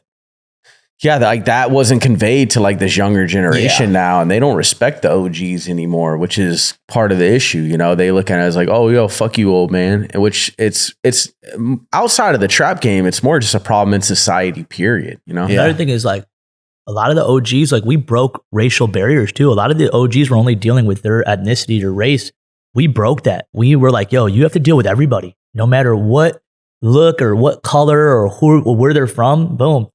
And there's some dudes that are like, no, I only deal with this guy. I only deal with these types. I'm like, okay, that's you, bro. We don't discriminate. We have our door open to everyone. And there might be someone around you, even on your own team, that's plotting on you for 6 months or 12 months just because you turned the way right one time, bro. You said something at one time. Like they can't be hurt from words, and there's people that are super sensitive too, And so that's just another always something to always look for and watch for, When you're going to bring someone close, what do you look for in them? Like when you're going to bring someone into the Cali Plug team, is there something that you're looking out for as an acceptance, or something you're looking out for like, all right, that's not what we're looking for? There's people that always do some little be a stuff, and I'm like, damn, bro, I didn't like that. That was just some like chump ass little shit. Like, you know what I'm saying? If you needed gas money, just tell me. You don't have to tell me, yo, can I get paid early? Like, I need some gas money. Yo, can I get it? Like, there's just little things that sometimes I just want people to be more direct and concise with me and just articulate with me. And then boom, we can find a good resolution. But I'm really careful with the people that I have around.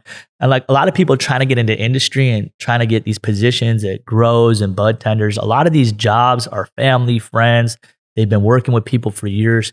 So it's going to be really hard for you to break yourself in. Not saying you can't do it. You really need to have a niche of hard work and some special skill set, rolling donuts, breeding, tissue culture, whatever it is, trimming, I don't know, whatever it is. And you need to be co-signed. And that's how the older crowd even works. Like there's legal distros that won't even let people in unless they're co-signed. Like, damn, this is a legal distro. I have my license. I have money. I have an account. I have my van. I have my manifest. Like, what's up? Like, let me come shop with y'all. Nah. Now, if that person brings you there, oh, he brought you there. Now it's kind of going off his face card and what he represents. You see me? Yeah, that's a fact. It's still like that big time. Yeah, but then you got the other side of it where you can find a Telegram channel. Yep. And next thing you know, you're at the Circa and you're coming in and there's an Asian dude with a big 50 cal or some crazy shit. And you're looking at a bunch of flavors and jars and shit. And they're just running that shit like a straight up swinging door. Swap meet, bro. We created that. We started that. The trap distros, the trap condos. Yeah, bro. And like I said, just in LA County, there's probably over 50,000 distros. There's 50,000 spots cracking every day, selling hundreds and hundreds of packs and all types of products and goods. And we created this market. A lot of the trap shops went out of business. Weed Map stopped promoting trap shops. So I was really the only pivotal point for marketing. It was like, where do you start when you're a weed brand?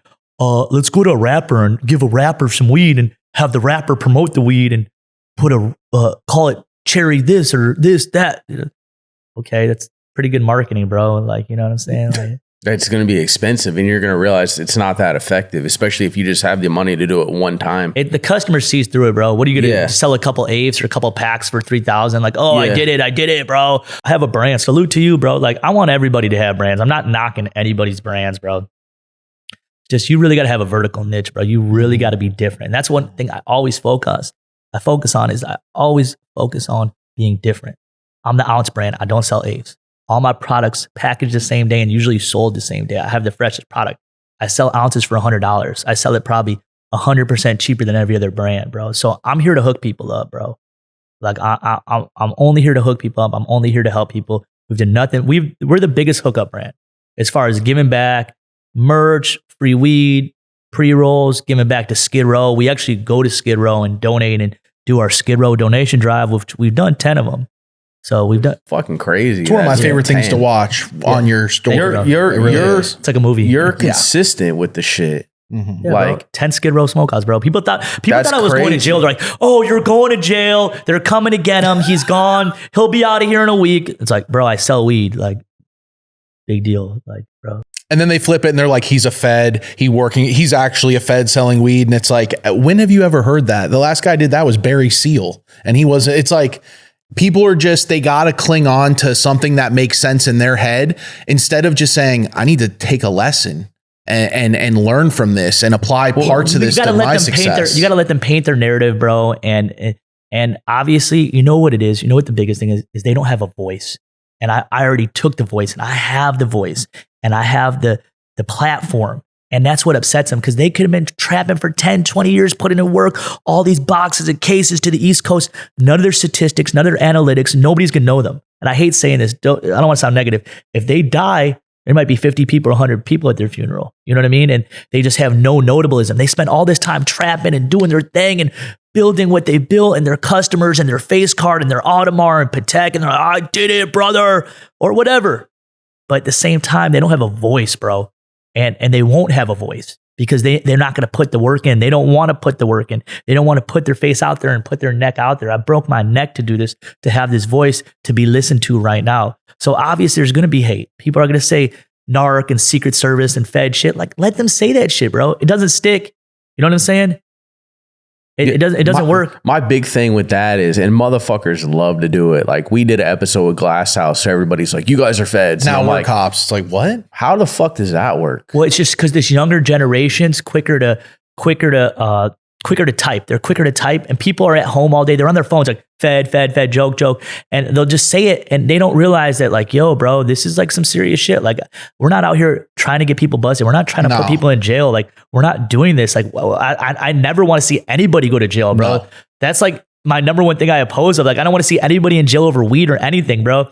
And people just love to just say the total like opposite. Like, yo, Glass House, they're the feds. Like, I don't care about glass. Let them do their thing. Who gives them? They flip some depth shitty ass packs. Let them do their thing. Don't even like my drill. Focus on yourself. If you focused on yourself right now and took that brain space and brain energy and brain capacity, build a brand and have like, a voice. You could take that 2 minutes of thinking about me or whatever brand, Glass Mouse, whatever the hell they're called or some shit, and you could actually make some money and monetize and put on for your family. I actually feel bad for your kids and your family because you're spending time thinking about other men when you should be focused on your own life and building it. And then again, it's a part of my marketing too. So I can't hate these people that are going to drop comments and talk shit. People are going to say he's a genius. People are going to say he's a liar. People are going to say he's capping. And then I can't wait to see all the comments and just hear everybody's experience. No, he hooks it up. No, I hate him. This, that. He's Secret Service. I'm just kidding. That shit's funny as fuck. No, it's funny, bro. No, yeah, he's the president's bud dealer, dude. Hey, that'd be dope. If I slayed bud to the Bitey, Big Joe, that'd be dope, bro. He's sleepy for a reason. Yeah, holy bro. I'd make sure he gets that za, that real deal candy. Oh, Trump would be a funny one to smoke with. I can only imagine that sesh. Yeah, you know, right when Trump got in office is when the cash rush, the green rush really hit, bro. When Obama was in office, everyone was broke as fuck, bro. No cap, bro. Right when Trump took that office, bro, the whole tables turned, bro. That shit was a fluke. They didn't see that one coming. Now that's why they're ripping him off the ballot and shit. Because they're like, we can't let this happen again. Yeah. Even for you talking about that, the perception of the marketing and media you're putting out, it's like, man, we've been having that done on us at the highest levels for our entire lives. You know, where people are going to believe what they're going to believe. They're going to think what they're going to think. They're taught, bro. And everyone's entitled to their opinion. If they want to rock with the vaccine, they want to do this, they want to vote Trump, everybody's entitled to their opinion too, bro. Yeah. You know what I mean? Like, it's just, you know, what we've taught, what we know. Like I said, that white market, black market term, it's just a fake perception, bro.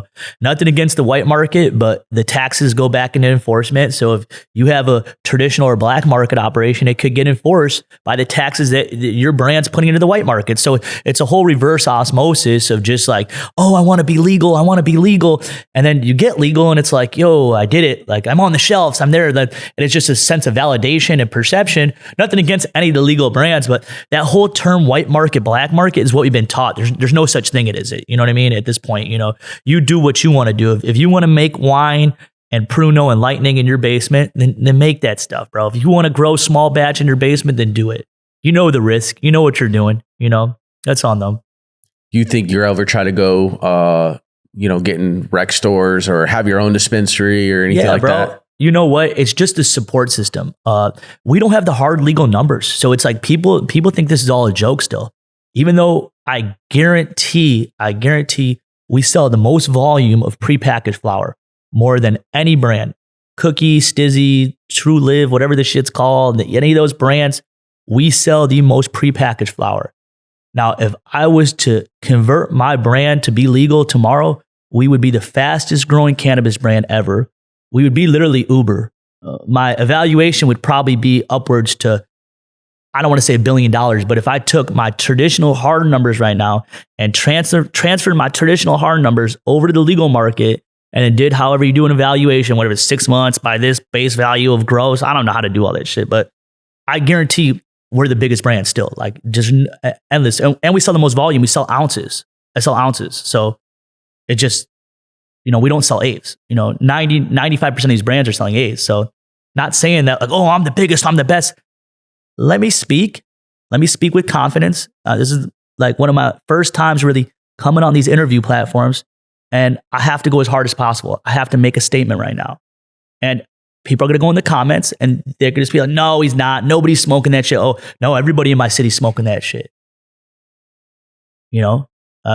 They love me in Chicago. My heart beats out there. The whole Midwest. We are the brand for the Midwest. The Midwest loves us, like straight up. Like we're the brand for the Midwest, straight up. Like, you know, Albany loves us. Buffalo loves us. Just there's so many cities. Kentucky, Ohio, Detroit. You know, I was born in Detroit too. They love us out there, like everywhere. You know, like we're just gonna keep on pushing.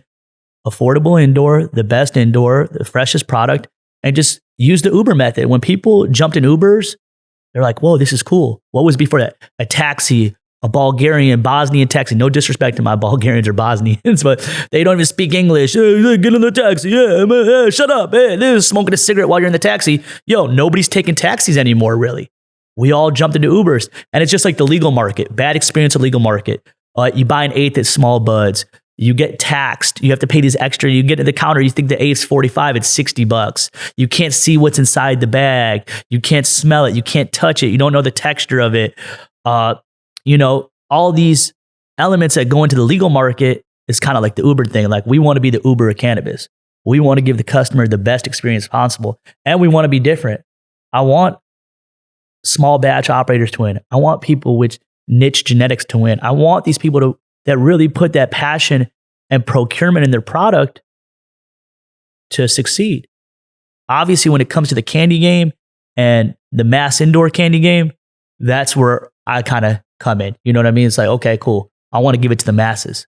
I want to give them the best indoor gas I can find at the best price. If I have to lose money, I don't care. I have the money to lose. I'll lose money for 5-10 years just to create the market. And let me explain something to you guys. Like, during the pandemic, when units were $3,000, $4,000, $5,000, I had to literally personally deflate the market myself. I had to literally deflate it. And people don't know that I'm kind of responsible for that too, bro. Like, when the units were high, they just kept on dropping and dropping and dropping and dropping because more growers got access to the genetics. Shout out to all my Armenians, all my Asians. Like, boom, they got access to these runts and lemon cherries and boom, 33 cuts. And they were able to just, boom, get the formula down, get the genetics right, dial it in, and then, You know what's funny? My boy Dre with High Tolerance literally blames you for deflating the market. I was going to say, find some validity to that. You know what? Because he knows. But he's should have never let them cuts out. I got so much love for Dre, but I actually linked Dre up with Manny at High Tolerance, and that's how the energy, whoa, they hit it off from the get-go, and it was like, yo, bro, like, don't forget about me. Not saying like I need money for this. It's just like, they just never would say like, yo, bro, thank you for hooking us up together. We killed it. We had a great run together. We helped build each other's brand. There was never a sense of gratitude. It's like, no, he was on your Instagram, on your Snap. I seen him on your Snapchat. No, you met him in my condo, bro. You guys traded phone numbers. It's all love, bro. I want to see you guys win and prosper. It's all love. But yeah, shout out to Dre. Dre goes hard as fuck. He grows some of the best candies too, bro. Like, he's probably one of the best candy growers, dogs. I think he was responsible for a lot of the Armenians jumping on the candy wave. Yeah, he's the man. 100%. Dude, Dre's the man, bro. Dre's the man, straight up. All the old Armos talk about him. Like, and for the record, he wasn't saying it in a bad way, but he was like, you know what happened, bro? Cali Plug started selling all the candies for the low, and that brought the market down and shit. Deflated the market and shit. Because you do $5 grams. You do $100 ounces. Our grams are $100 now. It's what's that? $375 or I know, but do the math for me real quick. I didn't do the math right now. I see you pushing $5 grams as well. Was it $4.25? No, the brand started as $5 grams. Okay, $3.57. $3.57. So we sell our grams for $3.57. See what I'm saying? Yeah. It's just, but it's an illusion, crazy, bro. No, you're fooled by the price. Still, it's whatever we want to make it. Obviously, the Prop 215 market and the East Coast created the market for customers out here. From the shops out here, from the Florida market was created, but now we have an excessive commodity that can be picked up at a 7-Eleven, a 14-year-old selling it on the corner, somebody's popping their trunk in a parking lot. You need some packs? Here, come to my distro, come to my apartment. Meeting people in elevators, meeting people in hotels, meeting people jumping out of Uber rides at the Roosevelt, here, the London, whatever hotel they're at. The market's extremely saturated. We have an over-excessive commodity. Everybody's a middleman. Everybody's got a grower. Everybody's a plug. Everybody's a distributor. And that's why a lot of OGs don't like me, because I was able to create these entrepreneurs when they had the game by the balls, bro. By the balls. Like, they had like some real big dudes out here some dudes that for $1 million wouldn't sell me a pack just because their ego and they know what I've done. They know I'm responsible for it. They might not say nothing bad about me, but they're like, yo, I'll never work with you, bro, because you really rearranged the whole game. Well, the game's an illusion. And if I didn't do it, again, who was going to do it? So I had to do what I did. Exactly. That's crazy. It's crazy how much it went up after COVID, and then how quickly that shit fucking just rock bottomed out. Yeah, well, it deflated. The market was up from March of 2020 to about July of 21. it was a real stable market and a huge demand. Growers were killing it. Brokers were killing it. It was name your own price at the time. And a lot of that PPP money, a lot of the PPP scammers had all this money like, oh, just buy a 50 pack, put it out to New York. I don't know what I'm doing. A lot of people were getting the weed game that were never really in the weed game. So they were just putting money into cannabis.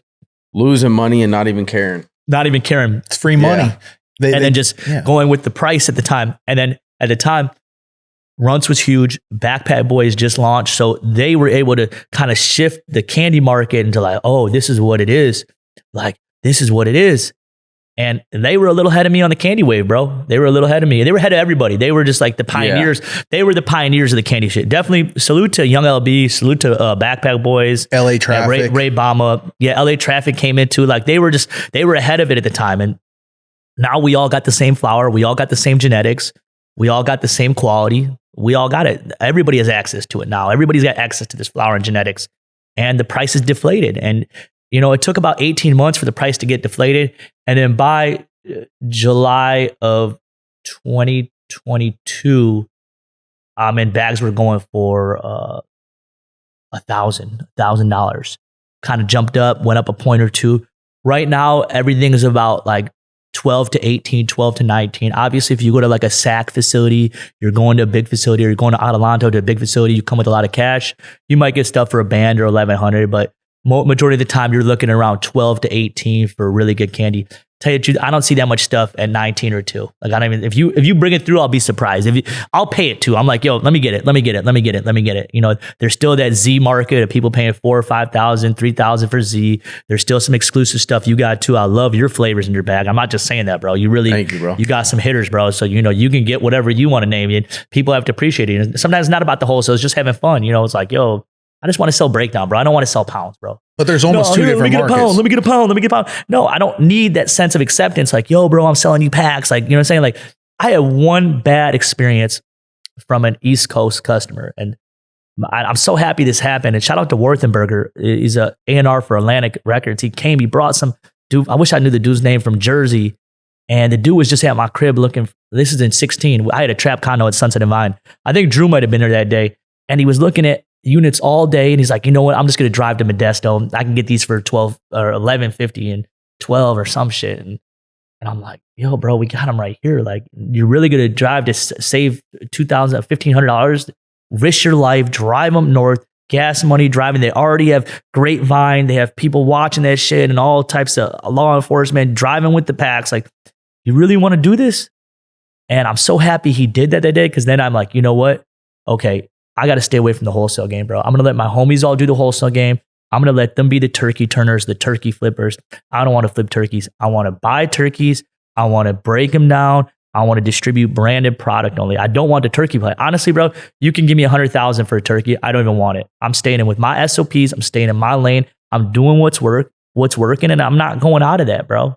I don't flip turkeys, bro. I flip ounces of za. And that's another thing. Like, people, oh, you're so hot, bro. I don't sell thousands of turkeys, bro. I sell ounces of za, bro. So it's like, I'm not that hot, bro. I'm actually selling the smallest amount of quantity. It's a whole illusion to these people, these typers on the internet. You see what I'm saying? That's it. Oh, the way you're doing it too is it's within the fucking guidelines for the most part. Like, it's not pressing any, like, if someone was like, yo, I know somebody who's selling zips in LA, they would be like any official would be like, and what? Like, even if it's thousands of them. Like, why would a street cop, all the way a street cop up to the highest level, they're going to be like, what the fuck would I care about that? Have you been to LA? Like, do you know what the fuck's going on? Do you know the problems we have in LA? Yes. Like, the amount of theft, the amount of robbery, the amount of hard drugs, shit on a high level that's like pressing to the society, the citizens. And then you talk about a guy selling some weed, some zips of weed and shit. Even if it is a lot, they're like, why the fuck would I care? Unless there's violence involved or some organized crime type shit. We prevent all that. And you know what I'm saying? We're doing a service for the community. We're hooking up high quality indoor at an affordable price. And we're helping people that need it for medicinal purposes, that need a discounted price. They need it because they might have PTSD. They might be going through some things. These guys might not get weed. They might tweak out and do something crazy. You know, I deal with a lot of people from all walks of life. So we're doing nothing but helping people too. And we're not even a problem on that radar. We're not even an issue. Like, we're helping If anything, we're not creating any type of problems or issues. Yeah. Which is weed in general. Yeah, exactly. You know, it's not, you know, yeah, we could get into all that, but I want to ask you this. If you were to start a new brand today in this market, in this element, what would be the blueprint you would lay out? Damn, bro. At this point, I can't even, well, when I start doing my speaking and seminars and start going around to different convention centers and stuff, I really give out this free game logistics. I'm going to go more into that. But I think the first thing would be like, what is your niche? Like, can you do hash holes? Do you have a specific genetic? Just this whole re-rocking lemon cherries, putting a sticker on a bag, it could be fun. But it's really now, it's a deal seeker market. They want the best deal. And all these brands are deflating, you know, from the Connected to the Alien Labs. Remember when the black bags were $4,000 or $5,000 and these brands were so like, oh my God, it was the best. Don't get, they still could be procuring really good flour. I don't really see it, but they could be procuring really good flour, but they just, it doesn't hold value like it used to. So the customer feels like they got finessed. If I just bought an eighth for $70 and I knew, yo, this weed's only worth $15, $20 an eighth. Like, bro, what am I doing buying this eighth for $70? Like, what's going on here? It creates a level of consumer awareness where the consumers have already been fooled by the California dispensaries. The dispensaries are only for Europeans and Australians and older people like Larry, who's pulling off the road to, let me go to the dispensary. My wife's not going to know. Let me, here, and then telling the bud tender, give me anything. Just give me whatever. Don't even know the brand. Taking it. And the dispensary is just a fuck. It's just a fuck at the end of the day. The dispensary is not really providing a quality experience to the customer. And the consumer sees through the branding. They're starting to see through it more. So if I was to give my advice to anybody starting a brand blueprint, think outside the box. Do something different. You know, I was just kicking it with Chris Brown a couple months ago, and he started his brand. Salute to Chris Brown and Shaggy and OHB or his farms. And he was like, yo, bro, when I look at your stuff, I pretend like I never even seen it. Wait till you see me drop. I was like, damn, that was deep. Like, just think outside the box. Like, you know, sometimes correlate to other brands, what their brands are doing, but don't follow their footsteps. Be disruptive and have a vertical niche. And understand that there's a lot of competition out here and there's a lot of people going hard and there's a lot of risk associated with it. It's a freer market, dude. Anything can go. It's the wild, wild west. It's like the diamond game. It's like selling diamonds or selling fur coats. You know what I'm saying? You're in a freer market and it's governed by your own rules and what you want to do. And you have to operate accordingly and have the right morals and standards. It's all about face card. It's all about code of ethics. It's all about trust, integrity. The trust has to be immaculate. The trust is indispensable. Like if I can't trust you, I don't want to be around you. You know, and all money is not good money. So you really got to turn that down. So anybody starting a brand, obviously, if you have a product, you have the right branding and imaging, and like, you know, it might work. It might work once or twice in the legal market, just getting a custom bag made. You have fun, maybe come back with another custom bag made. And it's whatever level of success you want to take it to. You want to get in 5 stores. You don't want to be in the stores. You just want to have a sesh brand. You want to have fun. It's whatever you want to take it to. So you have to look at the applicable steps and the baby steps to get to your goals and executing your goals, and what's it going to take and what amount of work and what team members do you need and how to prevent certain scenarios from happening. And then from there, start building. But man, branding isn't easy, bro. You really need some proprietary like product. Like right here, ounces of za. You can see the window. You could scratch off the back. Free pre-roll. I just won. Like every one of my bags has got a scratcher on it. So it's literally like you're playing a lottery ticket on the back. You hear me? You can see the window. You can see all the buds on it. You know what I'm saying? We got a scratch here for validation. They can scratch it to see the product's real. It's sealed. All my stuff's sealed, bro. Verified. Black market millionaires. Over 1 million sold worldwide. Dude, the scratch off is sick. Yeah, bro. Like we're different. Sick. I want to be different. Look at my vapes, like the plug head vapes. People love these. These are like small batch. I don't even make that many of them. Like I don't even do that many vapes, bro. People love our vapes, bro. They're fire. And it's like sometimes it's not about the mass quantity on those type of elements. Like we're to start doing donuts soon and just have fun, experiment with them and build and scale and grow and make some money and make customers happy and put on, bro. But like the branding shit is not easy, bro.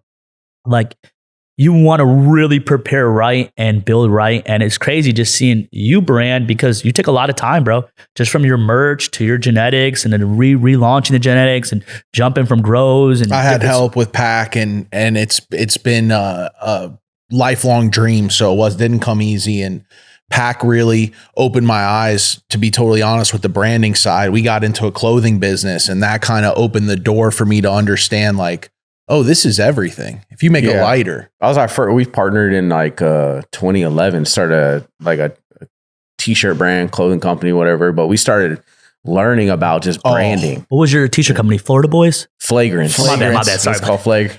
Florida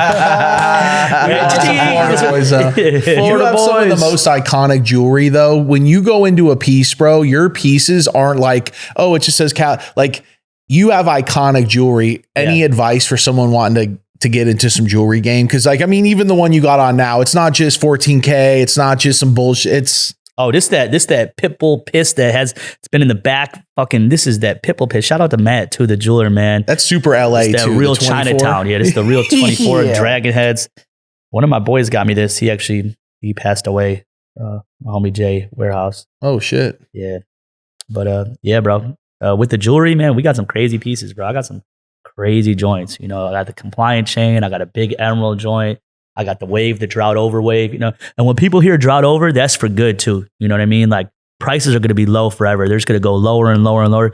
Don't think there's going to be another surge. Unless there's a major blackout, y'all better hope for this. Unless there's a big I'm telling you right now, unless there's a big cyber blackout, a crazy war, or another crazy pandemic, that's the only way prices could ever inflate again.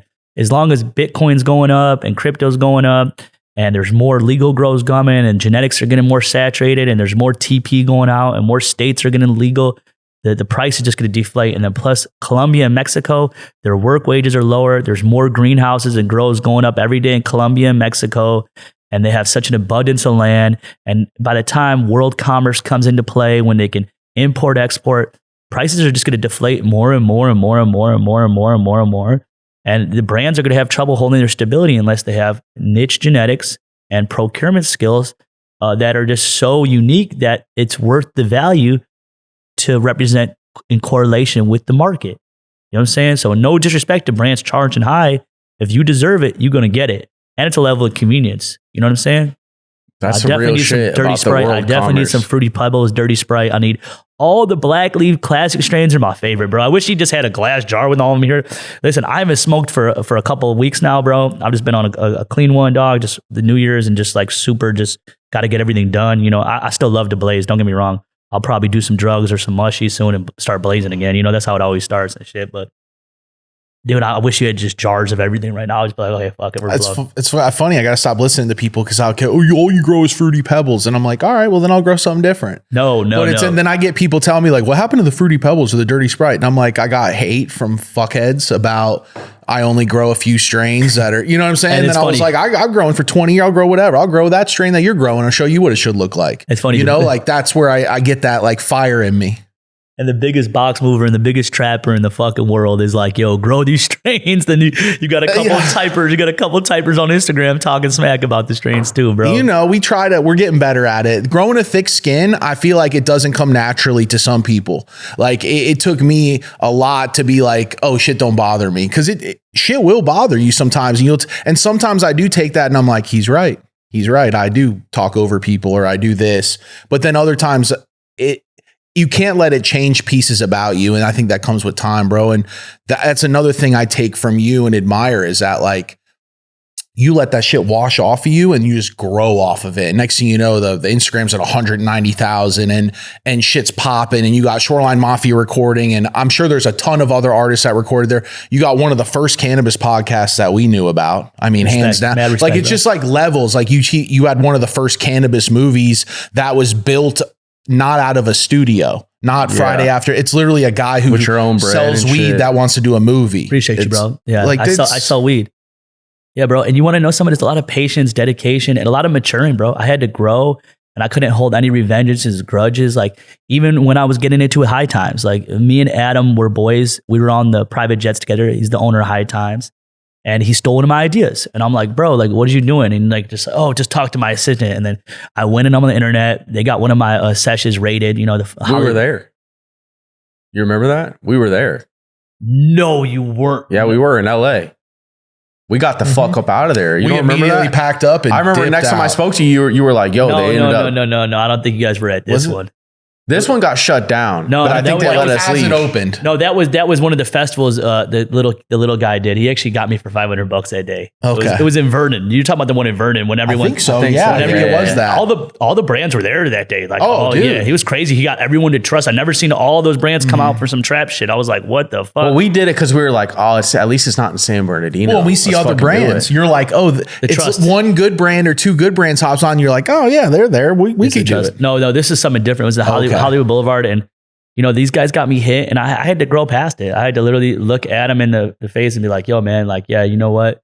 I was being immature, talking smack on Instagram. I guess I had what I coming. If you even set me up or you didn't, whatever, it's proof you did, but I don't care, And everyone was going through it with High Times at the time. Dr. K, Kush Doc, a lot of people were going through with High Times.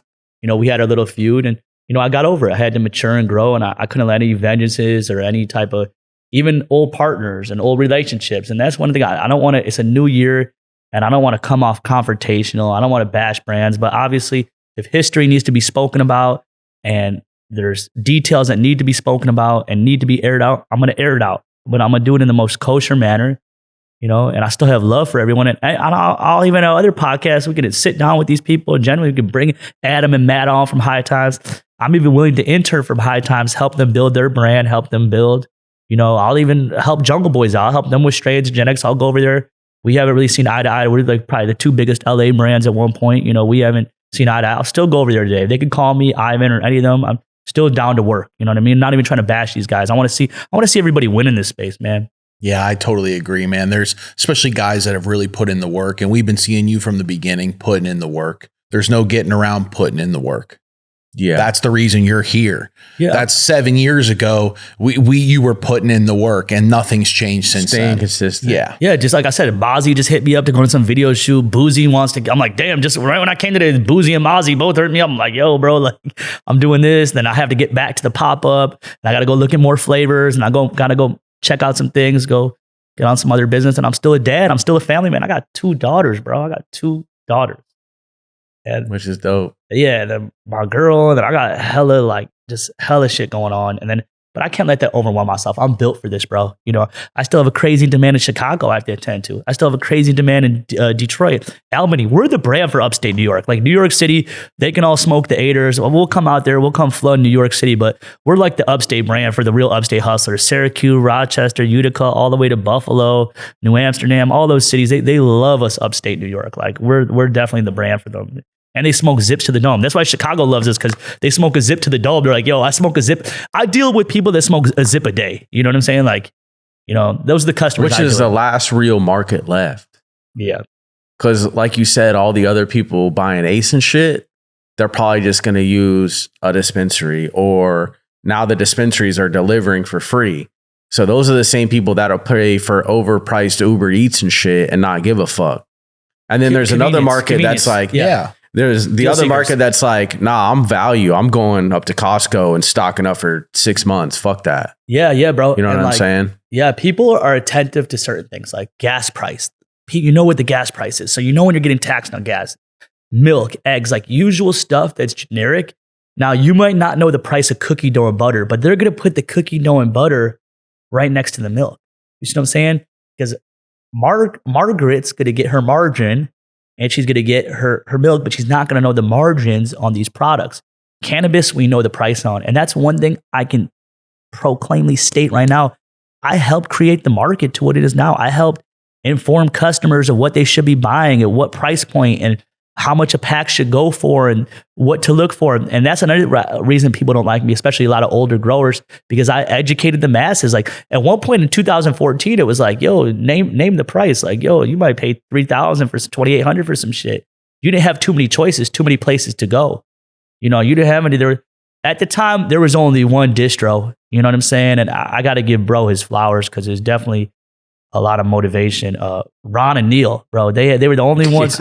And I have to. I mean, probably nobody's ever even spoke about this, bro, on here. But like, they were the first ones to really have logistics down here, bro. And it's like, damn, I want to like cry talking about it because it was insane.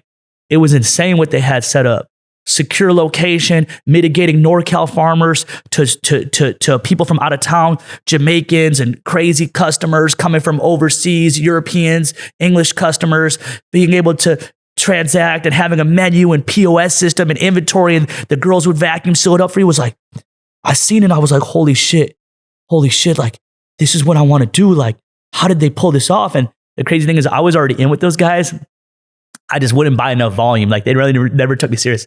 And I asked Ron one time, I said, Ron, can I rent a room here once a week, maybe for a couple hours? Because it was so safe. That's all I was missing. I was like, bro, I don't really want to be doing deals on the streets or in apartments at the time before I had my trap condos. And I asked bro, and he said no. He turned me down. No disrespect to him, you know what I mean? He turned me down, and it was like, kind of ignited my flame. I'm like, you really want to see what I'm going to become? Ron, you really want to see what I'm going to? I did it, bro. I did it. And all love to them because it was just motivation at the time. You know what I'm saying? It was motivation time. And RIP Colin. Colin was one of our homies. He passed away. It was really sad at the time too, but it's all love. And I don't think they've ever got their flowers to be like the first like SoCal distribution hub and the first real trap distro in probably California, and have real deal logistics, doing real huge deals, doing crazy numbers. They smashed it, bro. They were killing it, and salute to them. It's all love, and it was definitely motivation. It's like what I wanted. I was like, this is what I want. And you know what I would do? The funny thing is, I'd bring my homies there. I was like, yo, just buy one pack. They're a little overpriced. Everything's like a point or two over, but just buy one pack. We'll say we're looking for 5 or 10 and just say we're buying a sample just so you can see this, because it's going to make you want to go harder. And I would just bring a couple of my homies there. I'm like, yo, this is what we got to do, bro. We got to build a distro, a trap, this. We got to get security, gated parking lot, logistics, keep it in the valley here by the 101, this. And I'm like, we got to do what they're doing. Obviously, I never took it to that level of distro. I went more into the branding side, but it's crazy that nobody's ever spoke about them. And it'd be dope to even have them on your show one day, just on some like trap shit. They'll pull up in the spot, the Hollywood spot with the one garage door opens, you already pull in, then the other one opens, bro. You pull around back. They had logistics down, like, bro. Dope. Just stick to the breakdown game, bro. Like, you want to be the big box. Oh, I'm the biggest box mover. Like, bro, just stick to the breakdown game. Have fun doing that. Build your clientele with that. Build your face card with that. You know, there's less proms, less heat, less jack boys, all that shit, less law shit. Even out here, bro, like the minute you bring a customer to your spot, it's burnt immediately. Like, you know, if you have your spot as your central storage, so if you're serving people where your central storage is, dude, there's trappers at Circa that literally live there. They serve there. They store there. They have their girl staying there. They might have their kid in another room. Who knows? I don't promote that though. But like they do everything in one location, and the units under their name. It's just like, you know, you got to get your logistics right, because you're just going to be in a hamster wheel of just ongoing shit. And that's what free game logistics is about. It's about helping these people not be in this hamster wheel and understand all the variables and assess everything that could go wrong and know the risk and gamble that they're going into. That's what my podcast is about. It's like, we go through different scenarios and situations, how to avoid these predicaments and how to step your game up, you know, and how to be a better in the free air industry, of whatever free air industry you're in, you know. If somebody wants to take their first Cali trip, they never taken a Cali trip, what do they need to do? What do they need to like stay away from and shit? Because I've heard you talk about this before, where you got to be careful videoing yourself at certain Airbnbs. His new podcast. Bro, keep in mind, there's like logistical jackers that know everything, like from what car at the Enterprise to the people working at the airport to following people at the airport to having people inside the airport to these leasing offices, buildings, any type of duffel bags, suitcases, jewelry, how you look, your aroma. How about this? Customers going to these dispensaries too, like motherfuckers, they park their car outside, they go in a shop, and then boom, they break in their car. You know, it's like your car can get bipped. Like that bipping shit in the Bay, the Bay brought that to LA. Bipping's normal now. Like it's like a LA thing now. Like everyone's gonna break into your shit. My Maybach truck has got a broken window right now. I don't know if you guys seen it. Like it's actually $2,500 to put a new window. They didn't even break inside it. They tried to and like there was nothing even in there. Like I can understand if they've seen a backpack or whatever, but aside from that, when you're making your Cali trip, first thing is, who are you linking up with? What type of trust factor? Have you been to that location before? Who's co-signing it? How are you bringing your bread out here? How much bread are you bringing out here? What type of security do you have around your bread? Getting picked up from the airport. How do you look at the airport? What type of perception they have of you? And then from there, checking in your hotel or Airbnb, where you vacuum sealing the packs at, how you getting them out. You know what I mean? Every single element, there's variables associated, and you need to know just how you set everything with like, oh, the garbage and this, that. Like everything is just, even the vacuum sealer noise inside that Airbnb could be an issue. Even that money counter noise inside that, even you videotaping on IG, oh, I'm in LA, you could already have some wolves on you, people that are trying to hit you or take advantage of you, you know? That just as much as good as there is, there's also evil. And there's also people trying to take advantage of you and do wrong.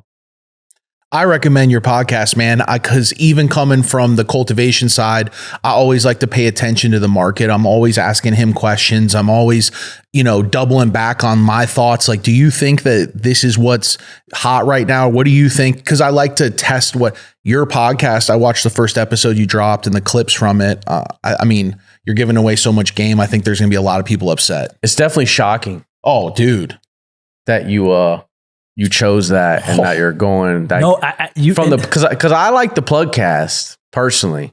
Well, the thing is, we have to be disruptive as possible, and we have to help people. That's the first thing. So there has to be some type of intuitive on a blueprint on what could go wrong and how to do this properly. Obviously, smelling like weed with Louis Vuitton suitcases and a big Cuban chain, and having a traffic warrant and having $20,000 in your bag in your pocket might not be the most strategic way to roll.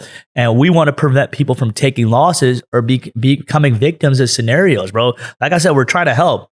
It's not dry snitching. Everything's plain, like right there and like, yo, this is what it is, bro. It's obvious connotation of like what you should do and how you should proceed and what elements and variables could happen. You see what I'm saying? Yeah, that's a fact. I mean, you can't, you got to know how to blend. Especially in the airports. I don't think they're even ready for these airports. Like, if you're not blending, there's going to be some people in plain clothes and shit walking up on you. Guarantee it. Bro, in Fort Lauderdale, how about this? In Fort Lauderdale, this is before Cali Plug. This is when I was like literally just broke, starting off, just like traveling and shit. Like 2014, some sheriff came up to me. He's like, hey, what are you doing here, man? He said, what you got in the bag? I'm like, what are you doing? He said, open your bag up. I'm like, okay. Okay. There's some dude walking around with a backpack, man. Like, he wasn't in no sheriff outfit. Wasn't in a sheriff outfit. No. And this is before I even went through TSA. It was when I was checking in my tickets. So at the airports, like you gotta have a level of confidence, and you gotta have a level of blocking them out. Like, yo, do I just fall back? Do I not say anything? Do I tell them to talk to my lawyer? Is that too hot? Am I putting a red flag up? What if they want to make an example out of me? What if they want to take me in an interrogation room? And anything you're saying is a statement off rip. So the minute they start talking to you, technically it's interrogation, even though they're supposed to say you're under arrest. Your Miranda rights. Anything you say during that, and they have some type of recording device, or there's some type of recording device in the airport, and they run up on people. And there's a whole thing about the Atlanta airports, how they're running up on people. And when I go on planes, I see people getting ran up on. You know what I mean? And I will never be a victim to that. I'll never be a victim because I'll never have too much money at the airport, and I'll only have my personal sack, my 1 ounce. And if they want to make an issue on my 1 ounce, I'm willing to get arrested for that, like the dude did from Connected. You see, the dude from Connected got booked for that. Crazy. That shit's shocking. He was probably giving them a hard time, like, oh, I'm licensed, I got the biggest brand, I'm legal and shit. Like, but he probably. I don't know the story. I can't say anything. It's pretty crazy. You got to get him on here. You got to get that story, bro. We want to. Yeah. It's pretty shocking though, and for SAC, because it's like, man, SAC's wide the fuck open. It's the worst place, but it's the best place. They love me in Oak Park. Like all Mozzie's homies. Shout out to Bob. Shout out to Kill Bill. All these guys, like, yo, they love the brand out there. You know what I'm saying? They love the brand out there. Like, you know what I'm saying? So it's just Oak Park, SAC. They love us out there. Are you gonna keep doing music and dropping songs and shit? You know what? Like, I don't like music anymore. I don't like being labeled as a rapper. I don't like, yo, you're a rapper, you're trying to be something. No, I'm not. Like, and I don't like hip hop that much. I don't like the negativity. I want to give game out with the music. Like the music used to be like Jay-Z's album, like the first Reasonable Doubt, and these albums that came out, and Young Jeezy's Trap or Die, Thug Motivation. Like we want to give game. It's not about, oh, I'm riding on dubs, I'm in the club, I'm sniffing rub. Like it's not about that. We want to give game through the music and help people gain wisdom and educate them through the music, like it was in the 90s, like, through the Bone Thugs and the culture and what was going on. And, it's just, I'm such a super box mover and trapper, bro, that I don't like being at pop-ups in different states and like being, because I want to be so level-headed with my consumers, and I want to be so, like, I feel like the music gives an ego. Like, I have to play off a lifestyle. I got to be fresh all the time. Like, this has to be a brand new hoodie. I have to have a new chain. I have to have a haircut. I have to have my rollie on. Like, no, bro. Like, I don't like the whole image that comes with being a celebrity and music. If I want to wear muggy clothes, if I want to be in a Civic, if I want to be in a Maybach, I'm gonna do whatever the fuck I want to do, bro.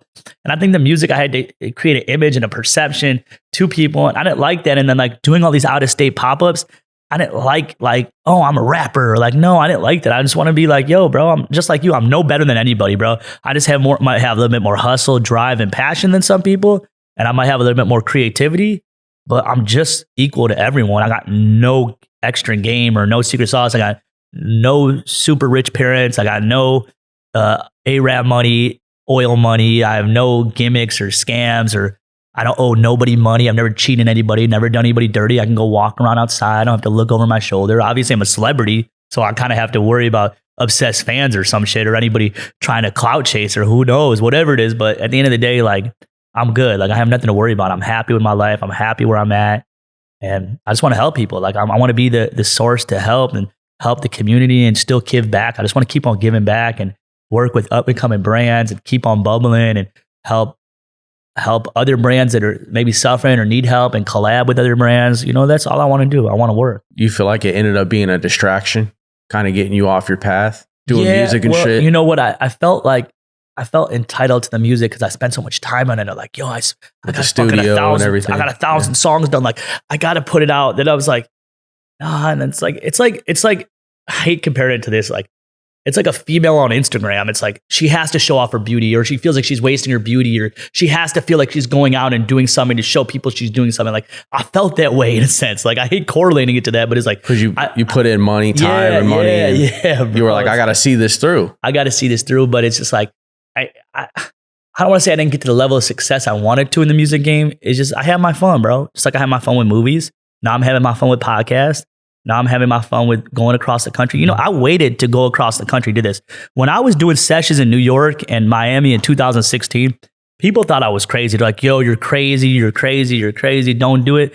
And I took a little break and I let a lot of the brands get their feet wet and loosen up. And so I wasn't the super hot boy that I'm portrayed to be. I let everybody start doing sessions in Texas and Austin and Houston. Keep in mind, I've never done a session in Austin or Houston. I'd actually like to go with you guys out there one time. I've never done anything in Texas. You know what I mean? So just so you know that, there's still markets I haven't hit. And I'm still a pioneer at the end of the day. But like, I feel that the music wasn't really a distraction. It was more just something I wanted to do. I think I'm good lyrically. I think I'm good. I have good delivery. I have good harmony. I'm good at spinning funny stuff, humor. I'm good at spinning deep shit. You know, people going through stuff in the trap game. And that's all it is about music. There's a large market for that. That's kind of where I put Action Bronson in, where he doesn't have to wear the jewelry. He doesn't have to play a persona. He's kind of just himself, and people fuck with him. And then he's a lyrical guy, you know? There's a lane for that. Does it ever fuck with you that you get recognized before you know other people? Like, people see you out and they know who you are. Like, people will see you. Does that play into anything? Because that's a different aspect a lot of people don't consider in their life. That, like, what if a lot of people you run into actually know who you are before you know who they are? How about this, bro? I didn't even know how famous and big I was till Blacklist posted me like a month ago. And they've been nothing but slashing me, never gave me a chance to sit down, been trying to extort me for like 6 years.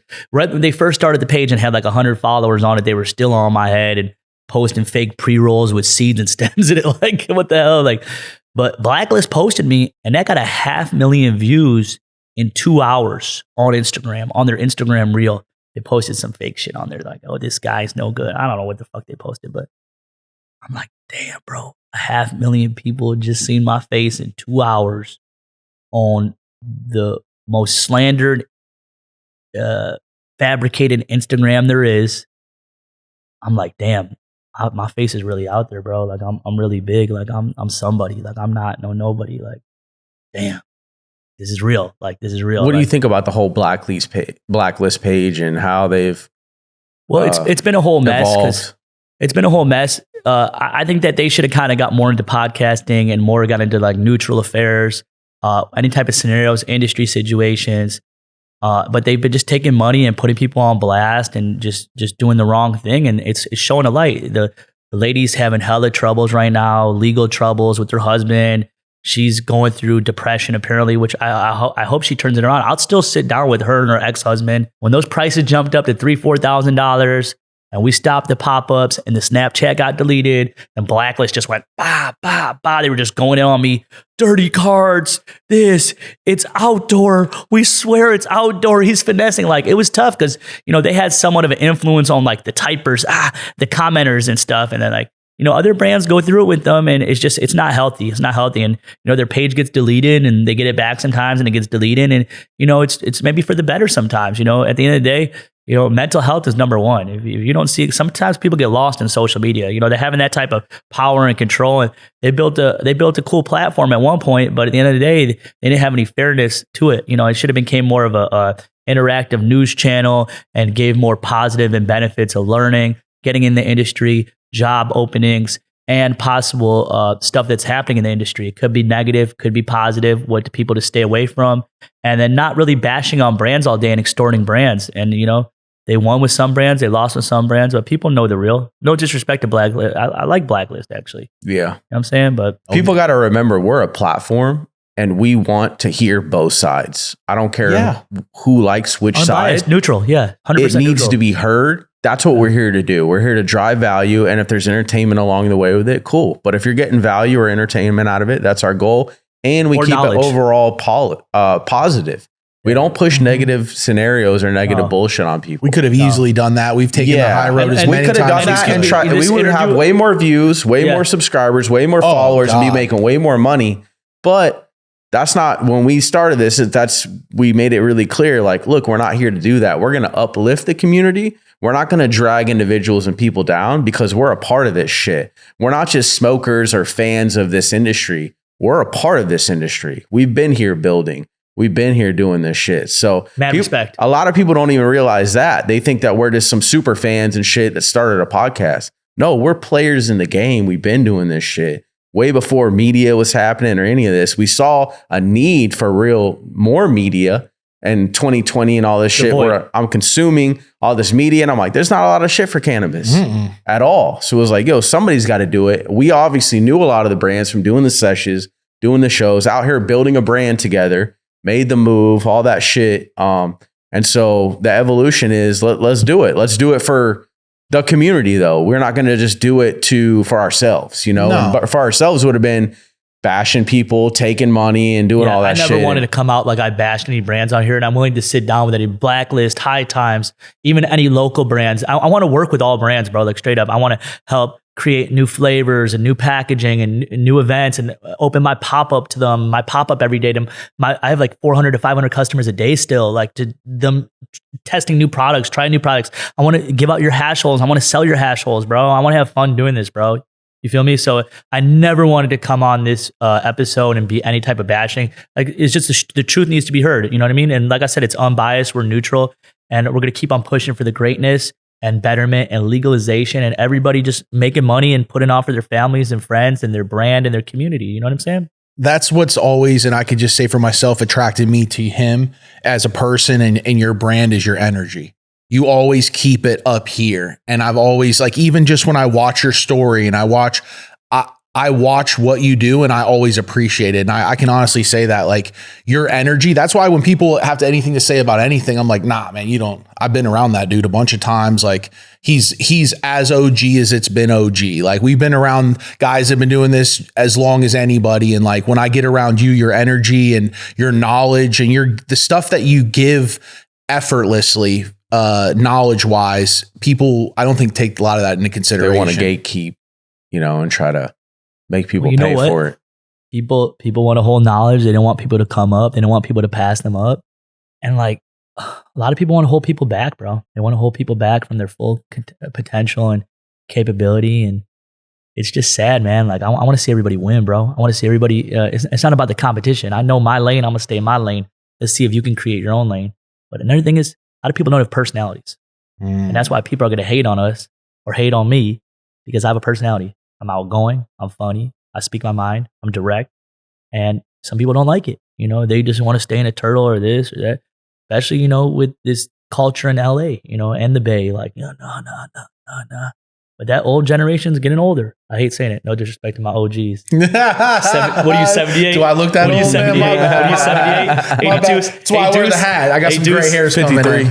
Nah, 40 this year, man. Like 21 years in the game. Oh, congrats. And then, but you know. What's next for Cali Plug in 2024? What's coming up? Yeah. Oh, just a lot of content, a lot of podcasts, a lot of media stuff, entertainment, events, hopefully get another festival going. Chicago, a lot of Midwest push. Probably Miami too. Merch, branding. Just having fun, giving back to the community, putting on for my family, locking in with you guys. I mean, Packgods, Blackleaf, familiar. You know what it is. Come on, man. Lower the boys out the mud, swamping with the gators. You know what I'm saying? Mud on the boots. You know what I'm saying? For real. Central hunting, Florida. Gator hunting. You know what I'm saying? You know what I'm saying? Yeah. For real, though. Skipping classic on gator. That's how we came up, man. Where can people connect with the brand? Yeah. Okay. First thing is at Cali on Instagram, CALI, just 4 letters IP. We locked on that IP. That's my name. I am Cali. When you think of Cali, that's me. Cali Plug is the brand, CALIPLUG. I don't post too much on Cali Plug, but we keep people up to date. Telegram too is Cali Plug Real Telly. The phone number is 310-919-8371. 310-919-8371. If you want to come LA, come to the pop-up, come shop. If we're going out of town, just get verified. Come rock with us. And that being said, man, that's how you get a hold of us. CaliPlug.us is the website because I'm the US Cali Plug. You had people hit you up for that Cali tag? Because that's a big one. CALI on Instagram, bro. How about this? I had multi-million dollars in Instagram real estate. I had Puff, Plug, I had Stoned. I had a couple of the pages got hacked off me. It's just crazy. It was like, how did I lost the pages? I'm like, damn. But luckily, I'm still able to have the pages I have right now. But I had like millions of dollars in Instagram real estate at one point. It's crazy. There was that whole wave where you could get the usernames and like a lot of shit was going down. Yeah, shit. You could buy it off people on the gram, on the dark web, you know. Yeah. Like I said, we killed the dark web too, bro. At Packgods. You know what I'm saying? Crazy. At Packgods. Yeah. You got everybody to show their face, come out, bro. This is what, man, all about that face card, bro. Yeah, you got to connect. Salute to all the brands out there. Salute to Blackleaf. Salute to Packgods. Salute to FSOTD. First smoke of the day. FSOTD, bro. I love that happened. Yo, Yes, bro, what happened? I'm like, you guys did it. I'm like diabolical. Not some bad shit. Like, on some fun shit. You know on the front lines, man. You got to just stay consistent out here. That's all it is. Hey, you keep pushing long enough, eventually people pay attention. Plugcast, one of the first ones. We might bring the Plugcast back. And remember, dog, I think you should. Black market millionaires all day. This guy knows about it. You know about it, bro. You know about that. Pick up where you left off on the Plugcast. I love, bro. I really appreciate you guys having me on, dog. You already know what it is, man. Cali Bud or no Bud, baby. CBOMB, you know what Cali it is. on the map, and you've been repping Cali like crazy. It's been fucking amazing to watch, bro. And, you know, blessings to you, your fam, and everything you do, bro, for real. Appreciate you, dog. I appreciate y'all love, dog. Let's get it. Hey, let's go. It's first smoke of the day, man. We're out. Cali Plug. It's the plug, Peace. dog. It's the plug.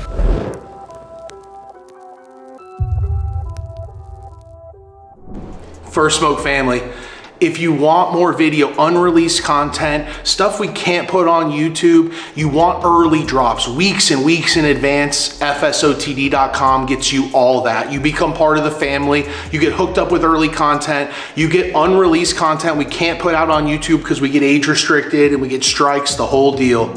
FSOTD.com gets you hooked up like family. But if you just want to keep watching, here we go. Let's let another one roll.